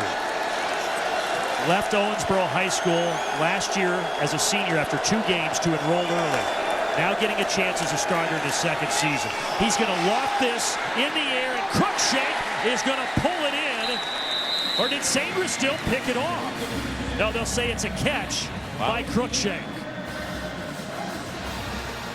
One thing Wimsatt does really, really well is throw that deep ball. A couple times today he's been able to connect. This is just a battle down the sideline. Cruikshank and Sainristil. Sainristil comes up with it after the fact, but that's a catch for Cruikshank and a great throw. Great confidence builder for his offensive coordinator there with Wimsatt throwing an accurate ball down the sideline. Gain of 28. Rutgers' first down in the 3rd quarter. They'll try to get something going on the ground, and that's their best run of the night. Kyle Monungai, the sophomore from Roseland, New Jersey, gets the carry up the middle for 8 yards. We'll watch how the rest of the game goes, but to me, looks much more poised in the pocket. Yeah, he's missed on some high, but he's been much more accurate than he was last week. The receiver drops have improved slightly. I know the one got batted for an interception, but we're talking to Schiano. He said not just for the quarterback, but for the whole team, it's about the process. You focus on the process and the results eventually come. Wimsatt escapes and nowhere to go. And he's going to step out of bounds, taking a loss. So it's a small detail here, but I want you to watch the route concepts. Everything is going to the left for Rutgers. And as Wimsatt steps up in the pocket, he scrambles to the right. You got to know where your routes are, because when you scramble to the right, there's no answer. If he had it back, he'd like to maybe peel around and try to find some ways to scramble out to the left, where he does have some options to throw the ball downfield. Well, and probably he's going to need to learn. He took a loss of 5. Just throw that past the chains out of bounds, right? Great point. And because of that loss of 5, it's 3rd and 7. Michigan gets pressure. He's in trouble. And down goes Gavin Wimsatt. That Michigan defense came in with 26 sacks, top of the conference, and they've got a couple more tonight. The pocket just caved in. Mike Morris, Taylor Upshaw. You got Mozzie Smith rushing in there. You got Yabi Oki. And it's just a slow death. Everybody's just squeezing the pocket in. And down goes Wimsatt. And Wimsatt, 2 interceptions. Now on that drive, takes a sack to end it. And Corsack, he almost got that blocked. Had to be careful there. And it checks up nicely around the 8. 3rd quarter has been dominated by Michigan. They've scored all 21 points in the 3rd. Now they've got the ball back. Things are going to be shaking up here in the college football playoff. Look at that line at the bottom. You already had Tennessee lose today. Clemson is down 28-0 to Notre Dame, and Alabama is only up by 1 against LSU. And so Michigan might be going up in the rankings. We'll see. But at half, it didn't look like that may be the case for Michigan. They were down 17-14. Things have really changed here in the third quarter. McCarthy back near his own goal line. Beautiful ball, but it's dropped by Ronnie Bell. He had it, but it got jarred free by Desmond Igbinosun, the safety. It's a really nice throw by J.J. McCarthy. Puts it right on Ronnie Bell, his veteran guy. Gets the ball on his body, too, where it's tougher for a defender to poke it out, but in comes Igbinosun. He's able to jar that bar loose. Igbinosun from Union High School, just 20 miles up the road in Union, New Jersey. And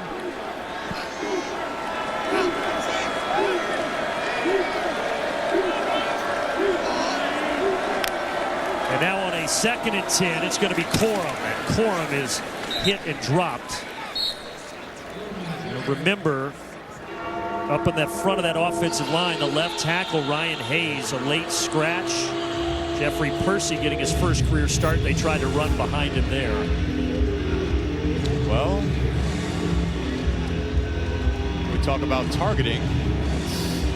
Lower in the head a bit. Didn't call it. And no flag. And really didn't see a whole lot of animation out of Corum or the sideline.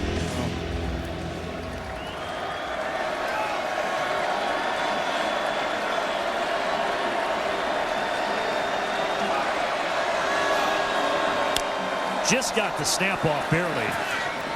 And the throw, and not able to handle it, Cornelius Johnson. And then Melton, who blocked the punt earlier, was there to make sure he didn't grab it. And on 4th down, Michigan will punt it. Probably needed another half beat. The ball had some juice to it, had a little pace to it. Cornelius Johnson saw it, couldn't get his hands there in time. Just a little miscommunication, a little mistiming between J.J. McCarthy and Cornelius Johnson. Of course, Jim Harbaugh, former quarterback at Michigan, then in the NFL, having a word with his signal caller. Brad Robbins back in the end zone.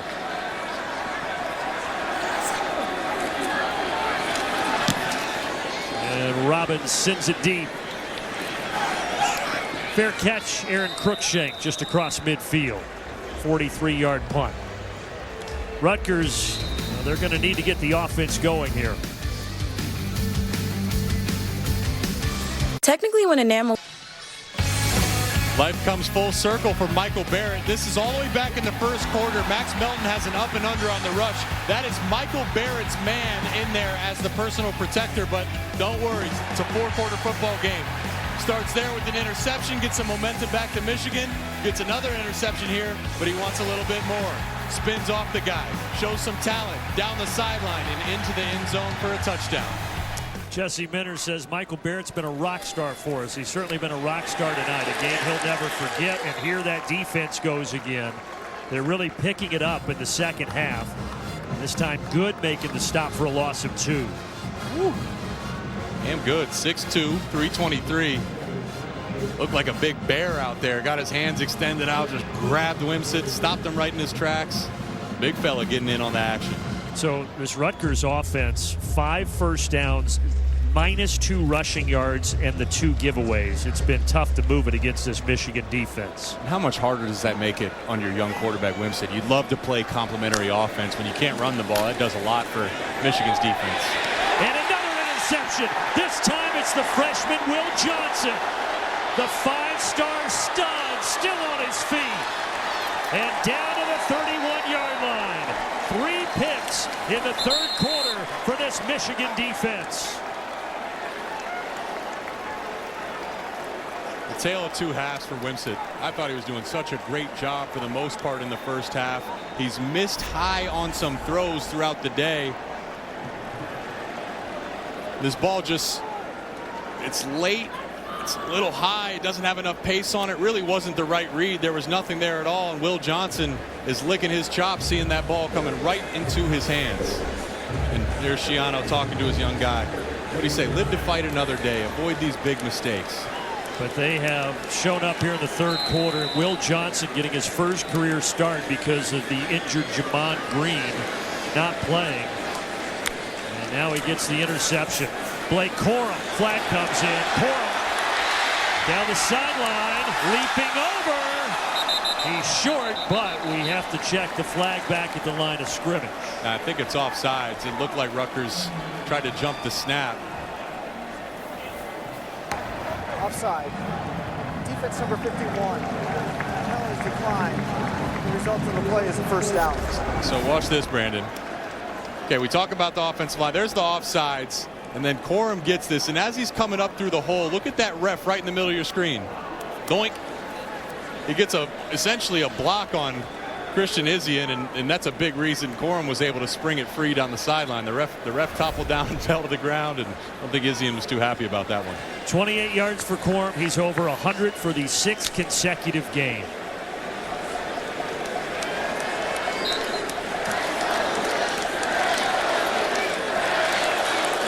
And chance of "Let's go blue" echoing through SHI Stadium. Edwards hit in the backfield. Jameer Wright Collins, former running back, coming in on the stop along with Shaquan Loyal for a loss of 2. That was some hard-hitting football. I heard that all the way up here. And he saw the hole open. There was just green grass, a gap in front of him, and he sprinted downhill. A lot of inertia, full speed. Stopped Edwards right in his track. Wright Collins switched from running back during camp, and he carried the ball last year. Had 15 rushes, was in the mix, but they thought he'd be better on defense. Looked good there. Yeah, looked pretty good. Down to 30 seconds left in the third quarter. On 2nd and goal, McCarthy looking end zone. Touchdown, Cornelius Johnson with a little dance to boot. Michigan has come to life in a big way in the third quarter.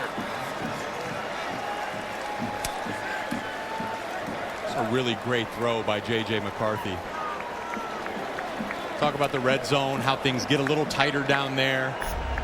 Important of your ability to navigate the throw and change the trajectory. See that over one guy, right in pace for Cornelius Johnson. Oh, nice route by Cornelius Johnson too. Kind of basketball crossover right there, and JJ puts it right on the money. Turns his head around, and there's the ball. And that red zone offense, 5 drives, 5 touchdowns. Just what Jim Harbaugh was hoping for. 42-17. 4 touchdowns in 8 minutes and 1 second. Speaking of seconds, we'll be back in 30 of them.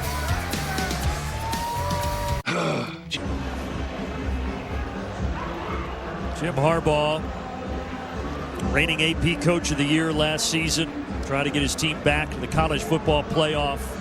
They trailed at halftime, but they are up big now. Cornelius Johnson with a touchdown reception, 42-17, 28 unanswered for the Wolverines.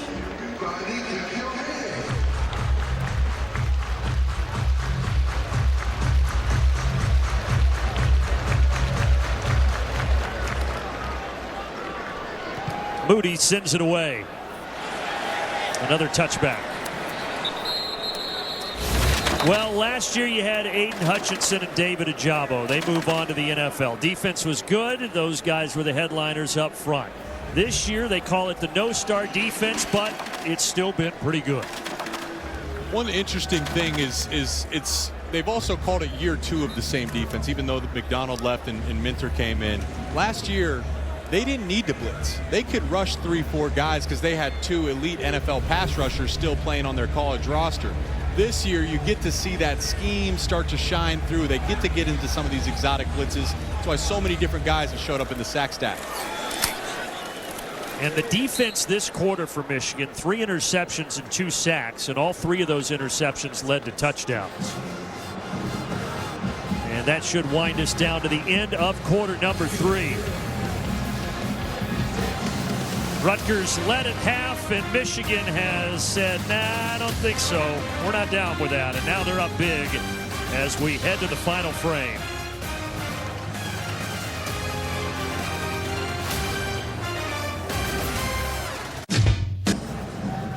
Well, as Jerry Lewis used to say during his telethon, we're going back to the tote board here. Bottom right of your screen, Alabama, who was up. LSU's kicked a field goal. They're now down by 2. And Tennessee lost. Clemson losing big to Notre Dame. Things getting interesting after the debut of the college football playoff rankings this week came out. I mean, just a week ago, we're talking about the scenarios that potentially would lead to 3 SEC teams in the playoff. And, you know, the one thing we don't know, the one thing we know is that we don't know. Second down at 6 as we start the 4th quarter. That went right through his hands. Al-Shadi Salam out of the backfield, and now 3rd down. I think Clemson really needed to go undefeated to have a strong case, because some of those wins, you know, Syracuse, Wake Forest got smoked by Louisville unranked. Syracuse loses to Notre Dame. Now Clemson's got their hands full with Notre Dame. You know, one loss for them could really hurt them down the stretch of the season. And how about a conversation for 2 Big Ten teams to potentially get into the playoff? Yeah, I think there certainly could be that case if the only loss for either Ohio State or Michigan is in that game at the end of the season. No question. Wimsatt thrown 3 interceptions. Those all came in the 3rd quarter. Now that's an incompletion towards Sean Ryan, and you just feel like the air has been completely sucked out of that Rutgers balloon. And they will punt it on 4th down. Most undefeated teams by conference. Big Ten the only one with multiple. And it's looking like it'll be favored to be the fact that Michigan and Ohio State will both be undefeated when they play each other in November. Michigan's got Illinois still. Illinois lost today. It's a good roster, good football team. Ohio State has Maryland. Maryland's full of offensive weapons. Flag here, 47-yard punt.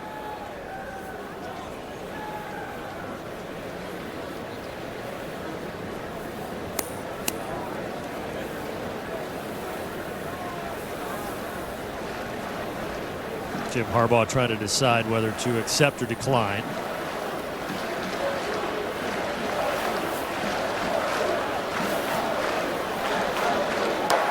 Illegal formation, kicking team, 5 players in the backfield, 5-yard penalty. Correction, Michigan has decided to add the 5-yard penalty to the end of the kick. 1st down and 10. Okay, so a late change there by Jim Harbaugh on the decision. Remaining schedule brought to you by Fubo, and you were starting to hit on this, Jake, but Nebraska, then that game against Illinois, who you referenced, lost today to Michigan State, and of course, Ohio State to finish it all off. Yeah, you got to handle business. Go back home. You got Nebraska. Can't overlook them. Illinois, even with the loss today, has been playing really good football. They match up well. Defense has some studs there in their front 7. They build a heavy box to try to stop the run. Be a good challenge for Michigan. And then nothing needs to be said about the game, in my opinion. Might be a little bit biased. Greatest rivalry in all of sports. It's big every year. It was huge last year. It's looming to be huge again this season. There's Edwards. 1-yard gain. Monday, basketball is back with a doubleheader. The Wolverines taking on Purdue Fort Wayne. Then Wisconsin opening their season. It all starts with a tip-off show Monday. Big Ten Network, Fox Sports app. Michigan heading into the season, number 22 in the nation on the basketball side of things.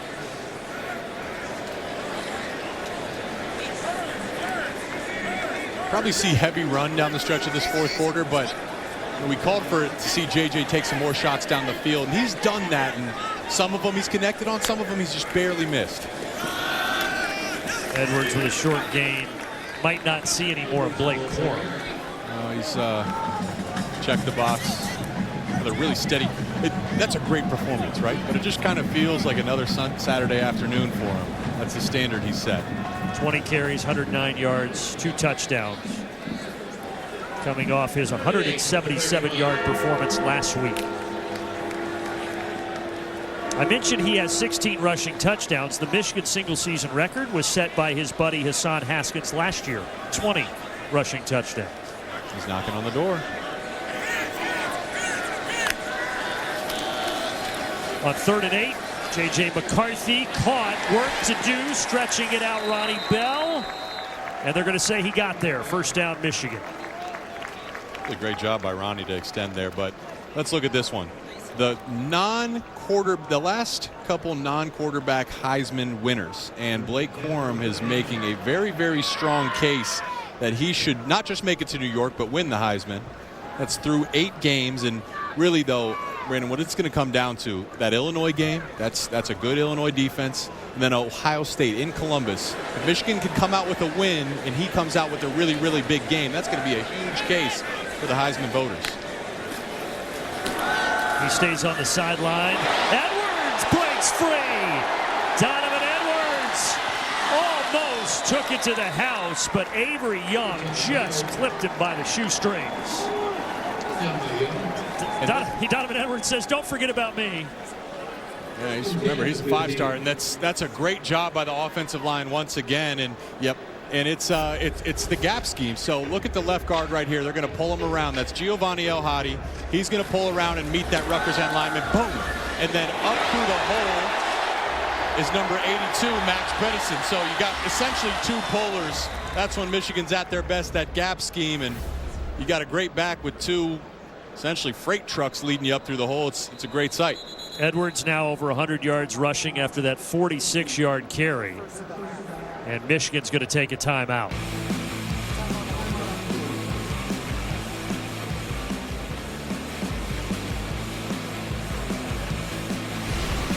They'll be pulling around the mountain. There's O'Hadi. There's Bredesen. 2 guys sticking them, and Donovan Edwards up through the hole.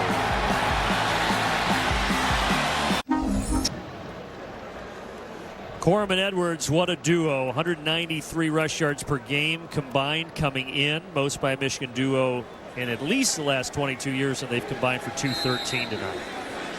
Talked about the physicality of the Rutgers front 7 in the first half, but this Michigan run game just wears on you throughout the game. They just wait. Eventually they feel they're going to break out. Edwards takes it down to the 10. So Edwards himself has this nearly the same amount of yards as Rutgers. Edwards has 160. Rutgers offense has 162. What a luxury. You want to establish the run. Got a great offensive line. There's been some injuries. Guys just step up. They don't change their identity. And you got 2 great backs. You feel confident can both explode and have a huge game. Look at the play selection. 41 runs, 23 passes. Pump fake and then way through the back of the end zone. My goodness. Did somebody catch that? I think someone in the band actually caught that football. Now, he was trying to get to Ronnie Bell there. Ronnie's down there talking to the ref. Like, I get some help here. He ended up on the ground. I think he was trying to plead his case for, yeah, well, you know, that to me looks like it might have been a pass interference. And then he got pushed down by Igbinosun. I think one of the trombones caught that ball, though. 3rd down and 6. McCarthy pressure, lets it go, incomplete. Bell almost had it, thrown a little behind him, and Christian Izzy and was able to pop it free. Well, he took a big shot. Conga came around and hit him. I think if he had a cleaner pocket, he's going to make that throw. He's staring at it. JJ's so talented, he still feels he can make that throw anyways, but that will affect your throwing lane. That'll affect your throwing motion. You see, Ronnie had a little bit of separation down there in the red zone. That's the kind of separation you want and can win with. But having a guy in your face just forces that throw to be off by a couple feet. 29-yarder missed 2 from 50 earlier. Confidence builder there for Jake Moody, who is now over 300 career points in a Michigan uniform. 5th all-time in school history.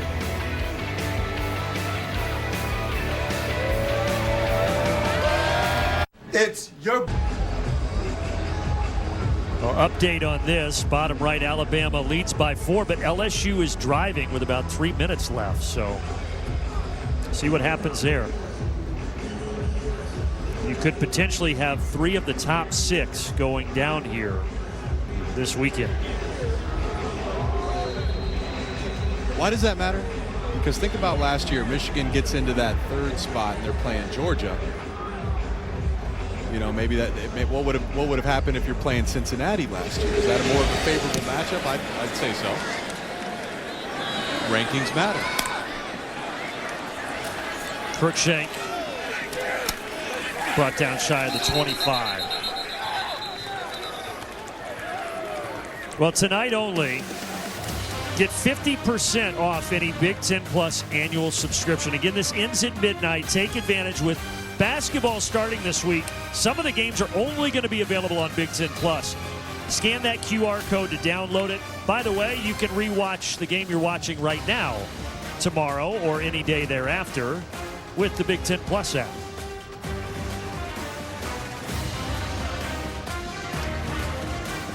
And when you go to checkout, make sure to enter plus, the code plus, P-L-U-S, at checkout to get the discount. So Rutgers led by 3 at half, but they haven't scored since. And now the running game still can't get going. Let's go down to Rick Pizzo. Injury update for you, Brandon. During Michigan's last offensive drive, starting left guard Trevor Keegan came off the field, went into the medical tent, came out, still was limping significantly. I know Jake Love's one of the guys that fills in for Keegan and Giovanni El Hadi, but remember, starting left tackle Ryan Hayes is also out tonight with a medical issue. So you need depth late in the season on that offensive line, and right now Michigan has neither guy who normally starts from the left side of their line available to play. Yeah, and they also still have Trente Jones battling an ankle injury, who helps out at right tackle. So a little banged up right now is Michigan's offensive line. And now Al-Shadi Salam a little slow to get up before this 3rd down and 9.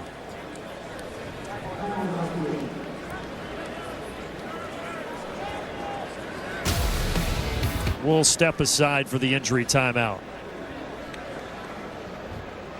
You're helping her study. Football on the Big Ten Network is brought to you by State Farm. Like a good neighbor, State Farm is there. There was a lot of energy in SHI Stadium earlier, but after the 3rd quarter where Michigan totally took control, it hasn't been the same environment. And now Rutgers going back to the air, and that pass complete out to the 30 to Sean Ryan. By the way, the timeout was taken for Al-Shadi Salam, the running back who was dinged up. He did get up and walk off to the sideline under his own power. But now on 4th down, Rutgers is going to punt it.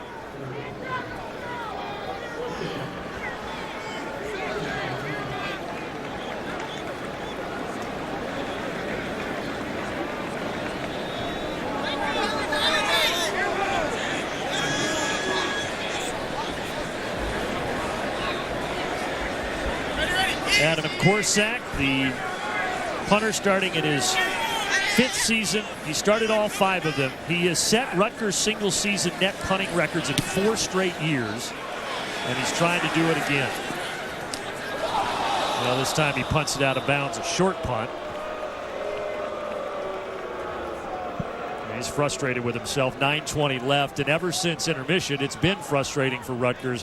What a difference it has been, because at halftime, this place was energized. Rutgers was up 3. Michigan came out of the lockers and said, no, we're not losing tonight. Well, when we were talking to Schiano, too, this isn't a mystery to them either. He talked about the middle 8 quarters is where Michigan has really, really dominated. And I think that really highlights the coaching, right? The first quarter, you're going out there, you're feeling things out, you're seeing what the other team is presenting to you.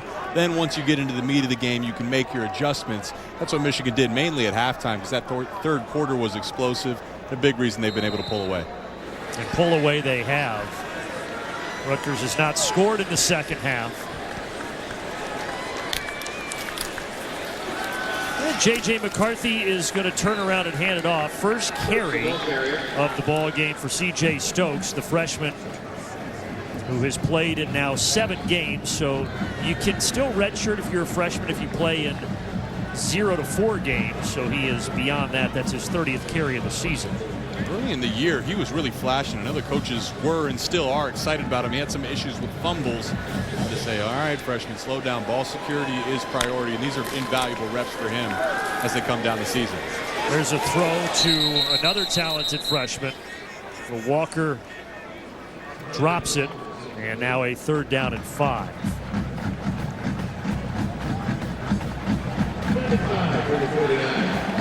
Talking about some of the freshmen Really talking about the direction of the Michigan program. Last year was a huge step forward, getting over that hump of beating Ohio State, getting to the Big Ten championship, not just winning, but dominating and really putting your stamp on it, and then not getting into the college football playoff to where guys on this roster, they've been there before. They know what winning looks like, and they can build off that going forward.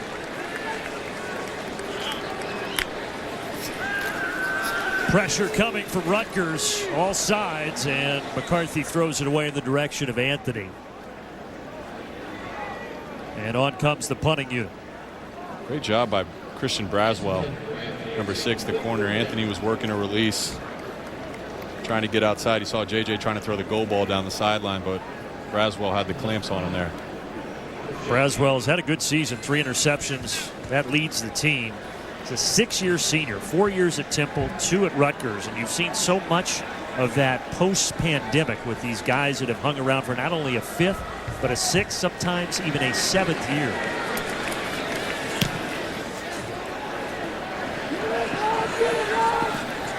Crookshank fair catch at the 6. 8:32 remaining. Michigan on their way to 9-0. Dave, Jerry, Joshua, and Howard with you. Quite a second half from the Wolverines. And this is what it's supposed to look like, right? With a heavy favorite, you might struggle the first half and you come out, you play your best second half of the year. We should talk about Michigan's defense because they're pretty good on that side of the ball. Taking the football away is always important. I got to correct you. This is what you look like when you're a team that wants to compete for a national title. That second half, they were dominant. Have looked the part for sure. We'll talk about it on the State Farm postgame as soon as the game is over. Guys? All right, Dave. Yeah, it's been an impressive second half for the Wolverines, no doubt. Now they've got it in cruise control. Dave, Joshua, Jerry, and Howard. They'll recap the entire day of Big Ten football. It's the final drive presented by Auto Owners Insurance. That's tonight, 11 Eastern here when we are done on Big Ten Network. Rutgers has to start here from the 6. They only have 1 first down this half. On the ground, that Michigan defense, even with some reserves out there, is ready. Well, they do call it, as we highlighted, the no-star defense, but there's some stars out there, but it has been a collective effort with this unit this year, Jake. I would say, as you look at it, the sum is greater than the parts. Throughout the season, you look at the stat sheet in terms of sacks and tackles for losses. There's a bunching of guys, a large grouping of guys that have showed up at different points throughout the season. Wimsatt rolling back into the end zone, and he's just really got nowhere to go. Flips it in the direction of Young. 3rd down and 9. Well, you mentioned the sacks on that Michigan defense. They have 28 sacks now in the season by 15 different players. Right. How about that? I mean, the challenge for the opposing offenses too is, hey, last year is Hutch Ojabo. That's challenging in its own right, but at least you could say, let's put a tight end on this guy. Let's put a running back on this guy. Let's double team him. Problem is the pressure is coming from so many different places at so many different times. It makes it really hard to say on any given week where you need to put in extra help to help give yourself time in the pocket. 3rd overall defense in yards given up and scoring. Wimsatt from the goal line is going to launch it deep but out of bounds. Chris Long was there. He was double covered, and we're going to get yet another Adam Korsak punt.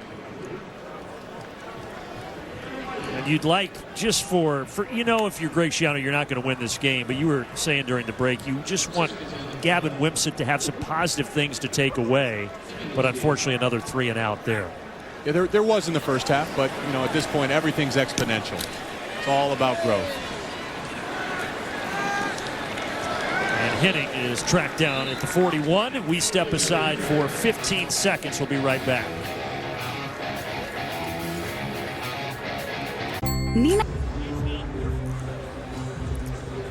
Jim Harbaugh, what a turn of the last 24 months it's been for him. You think after 2020 they went 2-4, talks of maybe ousting him, reduces the amount of money that he takes in on the salary. Last year, go to the college football playoff, gets a 5-year extension through 2026. And Ball club struggled for a couple of quarters, but they've taken over. And speaking of taking over, a new quarterback has come in as J.J. McCarthy's evening is done. And in comes Davis Warren, the sophomore from Los Angeles. Bring up the point, some people wanted to oust Jim Harbaugh, but be careful what you wish for. This guy's one of the best coaches in all of football at any level. He's won everywhere he's been, and you see the program we just talked about it a minute ago, just taking that next step forward. Davis Warren going to tuck it and run and step out of bounds for the first down.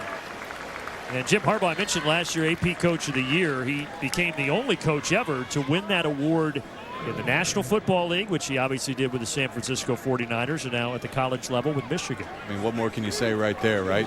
Recognized, really one of the few coaches to succeed at both levels, and then the only coach, like you mentioned, to be recognized as the Coach of the Year at both levels. Went to 3 NFC title games in 4 years with the 49ers. Of course, lost to his brother John in the 2012 season, the Super Bowl. There's Dunlap getting a carry late, and he'll take it down to the 28. Another first down for Michigan. Go all the way back to my time playing with him in the program he inherited. We were 5-7, didn't make a bowl game, and immediately comes in and challenged us. Guys, it's about winning football games. Every single thing he did was about winning football games, and it's taken some time, but once again, you see the fruits of that labor starting to come to fruition. Rolling out, Davis Warren, and once again, he's going to run it. And slides forward near the 20. And Jim Harbaugh has 2 100-yard rushers tonight with Corman Edwards. He's going to improve to 41-1 with a 100-yard rusher at Michigan. When you think about a head coach, too, it's honestly less about X's and O's, and it's more about leadership and identifying talent. They go through, they have 2 coordinators that get plucked by other programs in the NFL last year, and he's able to replenish it with more great coordinators. That's the sign of a very healthy program and a talented head coach. Still a young staff, and a staff that he says really energizes him.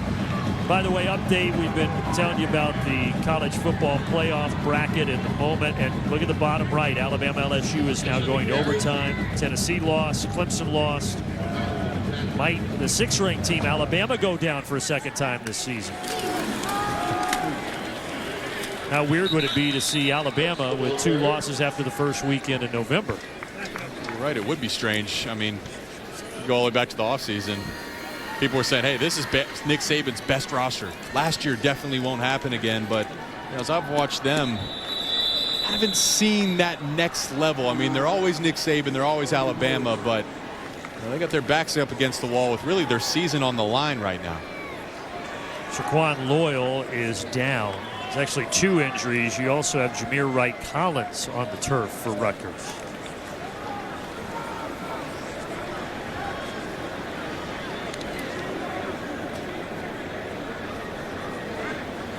A couple of key players, Loyal in the defensive backfield, Wright Collins a linebacker. And while they tend to those 2 guys, we'll step aside. Back in a moment. The chefs. Still working out the injuries to Wright Collins and Loyal here. Loyal's up. Now, for Rutgers, they started out 3-0, and there's been so much excitement since Greg Schiano took over now in his 3rd season. But they're going to have to, after this loss, find 2 wins in their last 3 weeks if they want to get to a bowl. And they battle. I mean, that first half, they played as good as they played all year, Jake. It's just Michigan's dominance took over here in the second half. Schiano's a great football coach.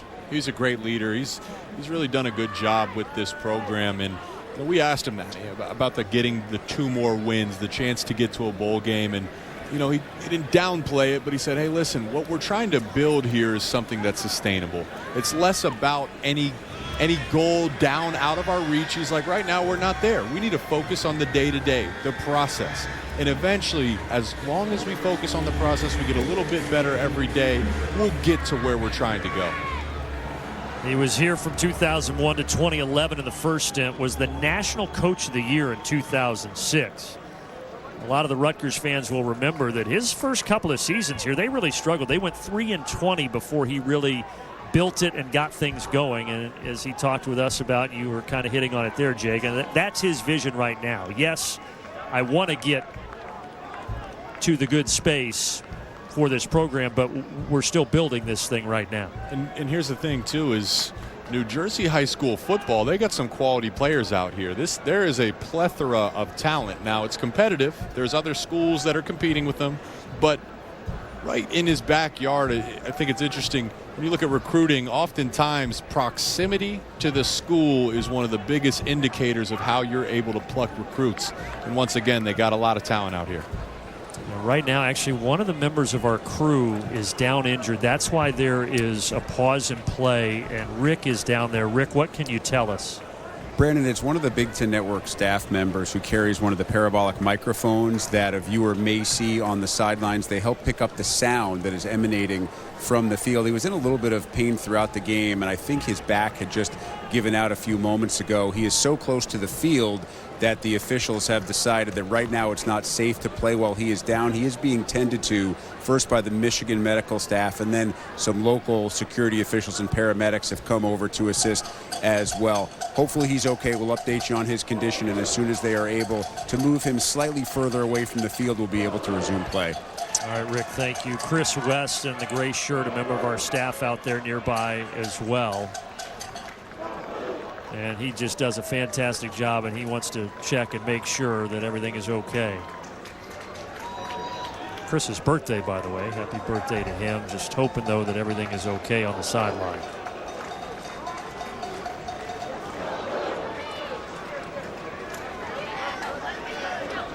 He's in good hands down there. I know Phil Johnson, the head trainer for Michigan. He helped me rehab my first ACL. The staff they got down there helping tend to him. Yeah, you know, when you saw him go down, you obviously fear that it's something very serious, heart-related. You hope, but hopefully, Rick, what he said might be the case. Again, we don't know, but that is a back injury. You don't want any injury, but right. Hopefully it's nothing dealing with cardiovascular.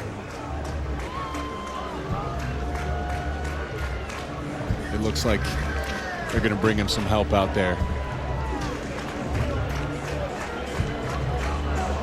Yeah, they're rolling a cart out that way.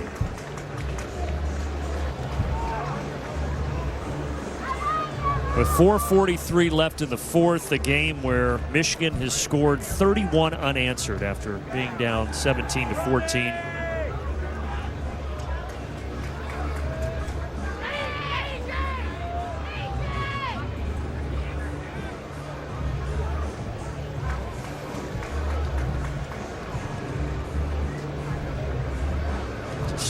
Taking their time, want to make sure that whatever is bothering him doesn't get worsened as they move him up and try to get him off the field.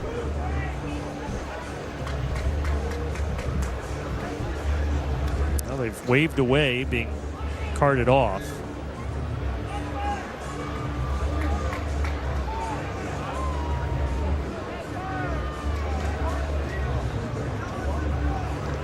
They're bringing it back, yeah. Yeah, they took it away. There it is. Just try to get him seated.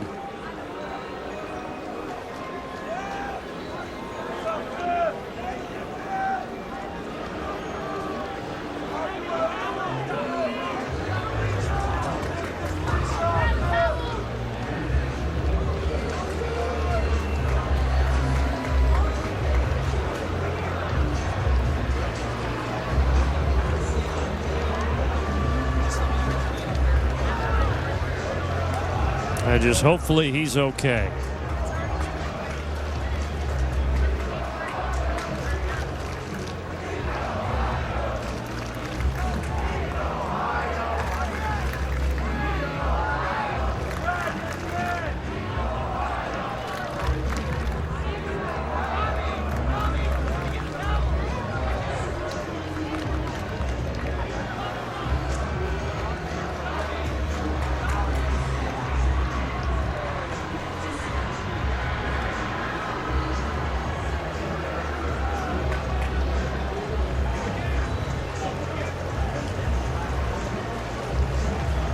Round of applause as he gets helped off the field. Another member of our crew that's fantastic, Sean Quashney, there walking alongside to make sure he's okay.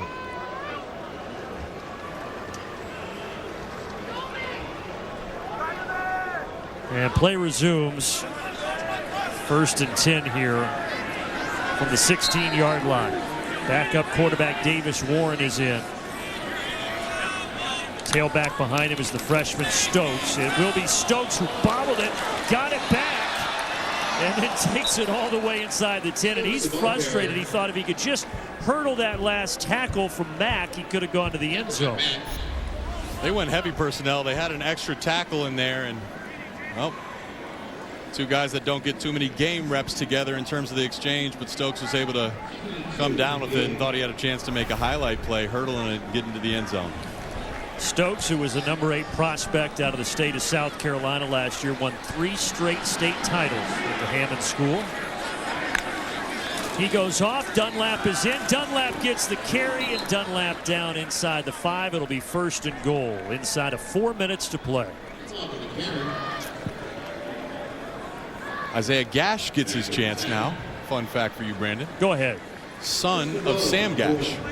Why is that a fun fact? Because he's the only fullback in the NFL to make a Pro Bowl without getting a regular season carry, a.k.a. he was smashing mouths and snapping necks at the fullback position. Now for bonus points, what year was that? Well, his son gets the carry. That pile's going to push him forward and in for the touchdown.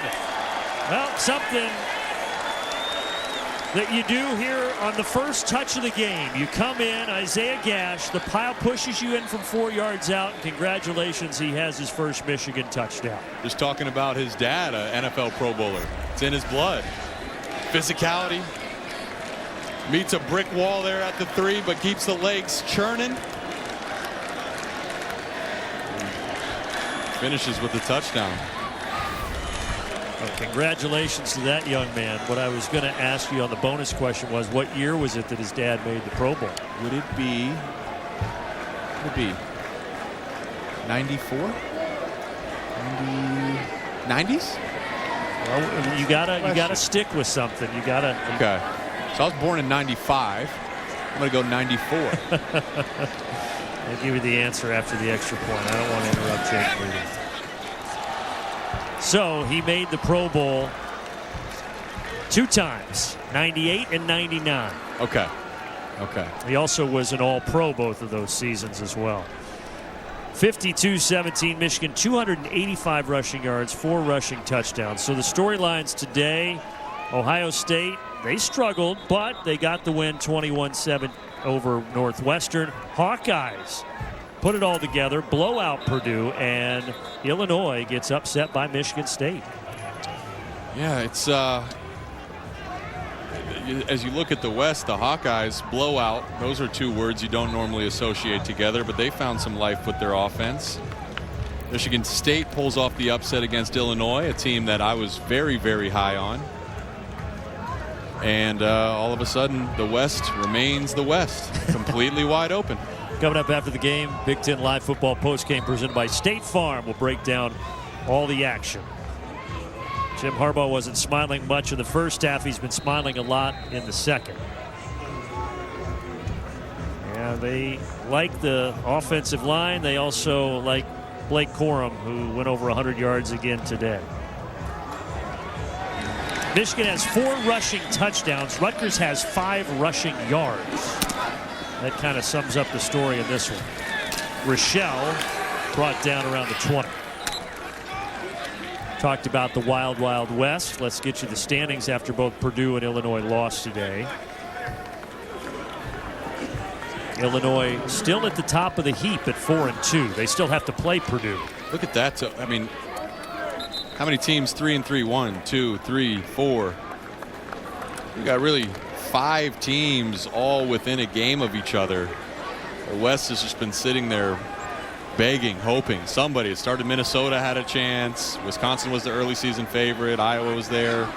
Purdue had their chance. Illinois, win today would have been great. Didn't get it done. And Illinois, I mentioned that they still have to play Purdue. They obviously still have to play Michigan as well. Well, Illinois, two losses come from teams in the East. Indiana and Michigan State. Yeah. the cross scheduling can get tough. Evan Simon has come into the game here. Gavin Wimsatt, they said, will be the starter not only today but the rest of the season. But Evan Simon has played in 6 games, 2 starts. It's been a carousel at the quarterback position between Noah Vedral, Evan Simon, and Gavin Wimsatt. They've dealt with injuries this season at that position. This is going to be the first carry for Parker Day, senior running back, a walk-on, getting some action here and taking it out to the 27 for a gain of 5.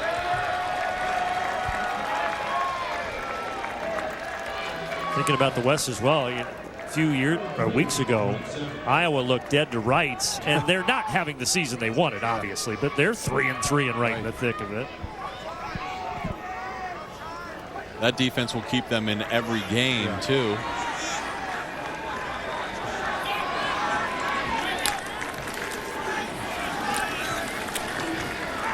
Another carry for Parker Day. 4th and 1. Monday, hoops, Wolverines in action, and Wisconsin basketball returns. Big Ten Network, Fox Sports app, Monday. Don't miss it. So 4th and 1 here for Rutgers, and the offense staying on the field. Going back to Illinois, we've talked about the playoff rankings. I mean, Illinois was one of those teams where you're like, hey, who knows? Maybe they could make a run. Thought they matched up well with Michigan in terms of what they do defensively versus Michigan's run game. But those conversations are donezo. Yeah, after the loss today. Not going to get there, so Michigan will take over. They can go down to a knee and win this thing 52-17. All right, so let's fast forward with Michigan. We've showed you the upcoming schedule. What is the area or areas that Jim Harbaugh's team has to get better at if they want to try to win a national championship? You know, it's right there. You know, we talked about it early in the game. It's about J.J. McCarthy, downfield passing. They stretch the field horizontally with their run game. But the more you can stretch a defense vertically, it's just another tool in your toolbox. And there was just a couple throws that were, it's 10 inches off from being a connection. You'll need to make those to be national champions. Ohio State, some of the throws down the sideline, the go routes that showed up against Michigan State last week, showed up a little bit today. Ohio State's got great quarterback, great receivers, so they're going to challenge Michigan's defensive backs. There's little areas that they're right there. They got as good a chance of anybody to make a run at this thing. But the more you can clean up those little details, the better you'll be served in some of those tougher matchups. Michigan is going to beat Rutgers for the 8th consecutive time. Rutgers won the first ever meeting when they joined the Big Ten in 2014, but it's been all Michigan since. Davis Warren, one final knee, and Michigan pitches a 38-0 second half shutout to win it going away 52-17.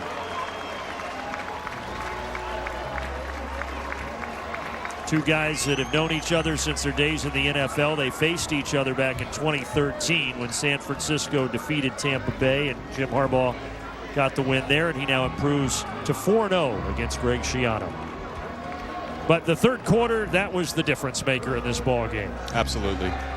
Again, those in-game adjustments are so much on coaching and highlight the coach's ability to identify what another team's doing and then go out there and say, all right, let's try this. And for the most part throughout the season, those adjustments have served this Michigan football team really, really well.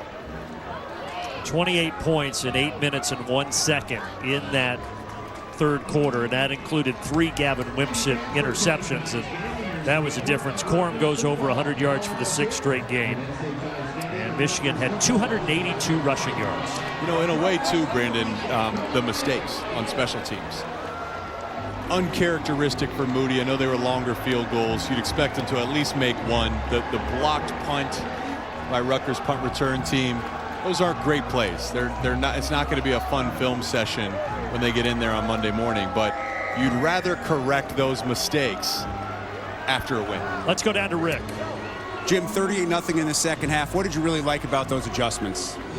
Well, I mean, just guys, the players, I mean, they adjusted their chin straps a little tighter, and this guy right here, man. Talk to this guy right here.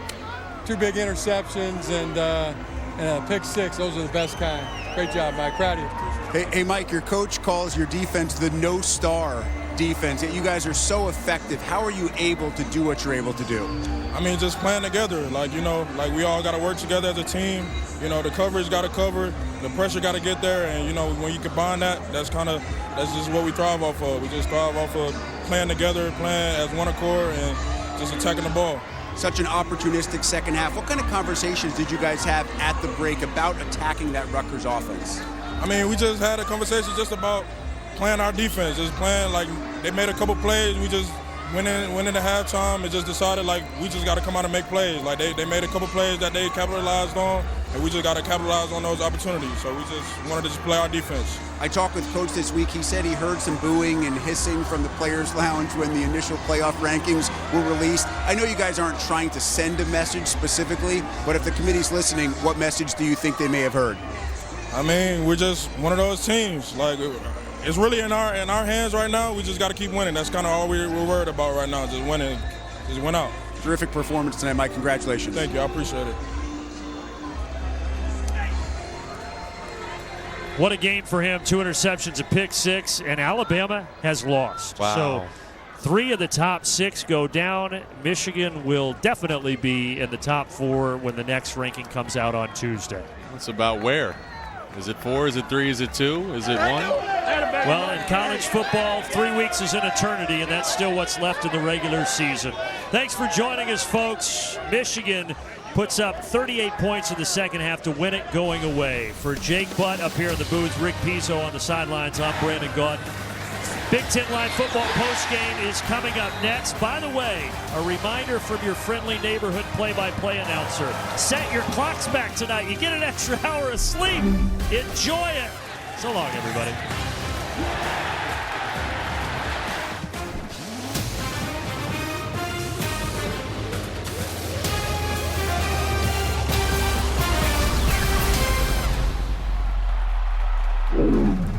So Michigan stays perfect with a dominant second half effort.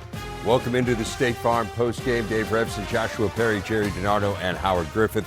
Plenty more postgame reaction coming up from Piscataway. This is a classic tale of 2 halves. And, man, the second one was good from the Wolverines. And it needed to be, right? The first half left a lot to be desired for Michigan, but then you flip on to the second half. Biggest thing that stands out to me is the way that the defense played, because you knew Rutgers coming into this game was going to be overmatched on that side of the football. Young quarterback out there, really haven't been able to muster up a lot of offense. Michigan starts taking the football away. They stopped the run really well all game long. It was a great defensive performance to me, and that was the difference. Right. They looked like the 5th-ranked team that played a team that wanted to upset them in the first half. Wimsatt for Rutgers gave them a chance, which they hadn't had great quarterback play during the year.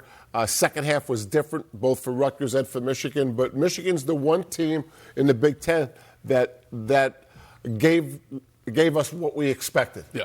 A dominant performance against a team that they were supposed to win dominantly. And that being said, and this is a Michigan team that struggled in the red zone. Right. Or really at the goal line, really trying to make some plays. But they were able to overcome that. And I think it's really, you have to give a lot of credit to what they were able to do defensively to take the ball away and put it in the end zone. Forcing 3 turnovers and that second half. I mean, that stretch there in the second half, they scored 3 touchdowns in less than 2 minutes and turned a deficit into a blowout. Right. Really impressive. Just found a different gear. And again, 38-0. They outscored Rutgers in the second half. That was it was a sight to behold, certainly for Michigan fans. Let's show you how it went down in Piscataway. There is Blake Corum and Gavin Wimsatt getting his 2nd straight start for the Scarlet Knights. He's going to be the guy the rest of the way. Max Melton coming up with the blocked punt for Rutgers. Timmy Ward scoops and scores, and the Scarlet Knights tie it up at 7. Their first blocked punt they brought back for a TD in 9 years. Corum getting loose here, 45 yards before all is said and done. His 6th straight 100-yard rushing game in this one, and that would set up a J.J. McCarthy touchdown, put Michigan on top 14-7. Here's Wimsatt, Sean Ryan fighting through pass interference to put Rutgers on top at the break. To the third quarter we go. J.J. McCarthy, Donovan Edwards. Michigan on top 21-17, and that is when the struggles began for Gavin Wimsatt, picked off here by Michael Barrett, who brings it back 21 yards, Joshua. Yeah, Barrett did a great job right there, buzzing the flats, gets the interception, gets a little bit of a return there, and then keeps making plays all game long. There's Corum taking it in from there to put Michigan on top 28-17. This is that stretch we were talking about where Michigan just turned it on. It's Barrett again, Howard. Yeah, really nice job of coming up with the interception there. Tip ball, but it's about finishing, getting it to the end zone, take advantage of your opportunities, young man.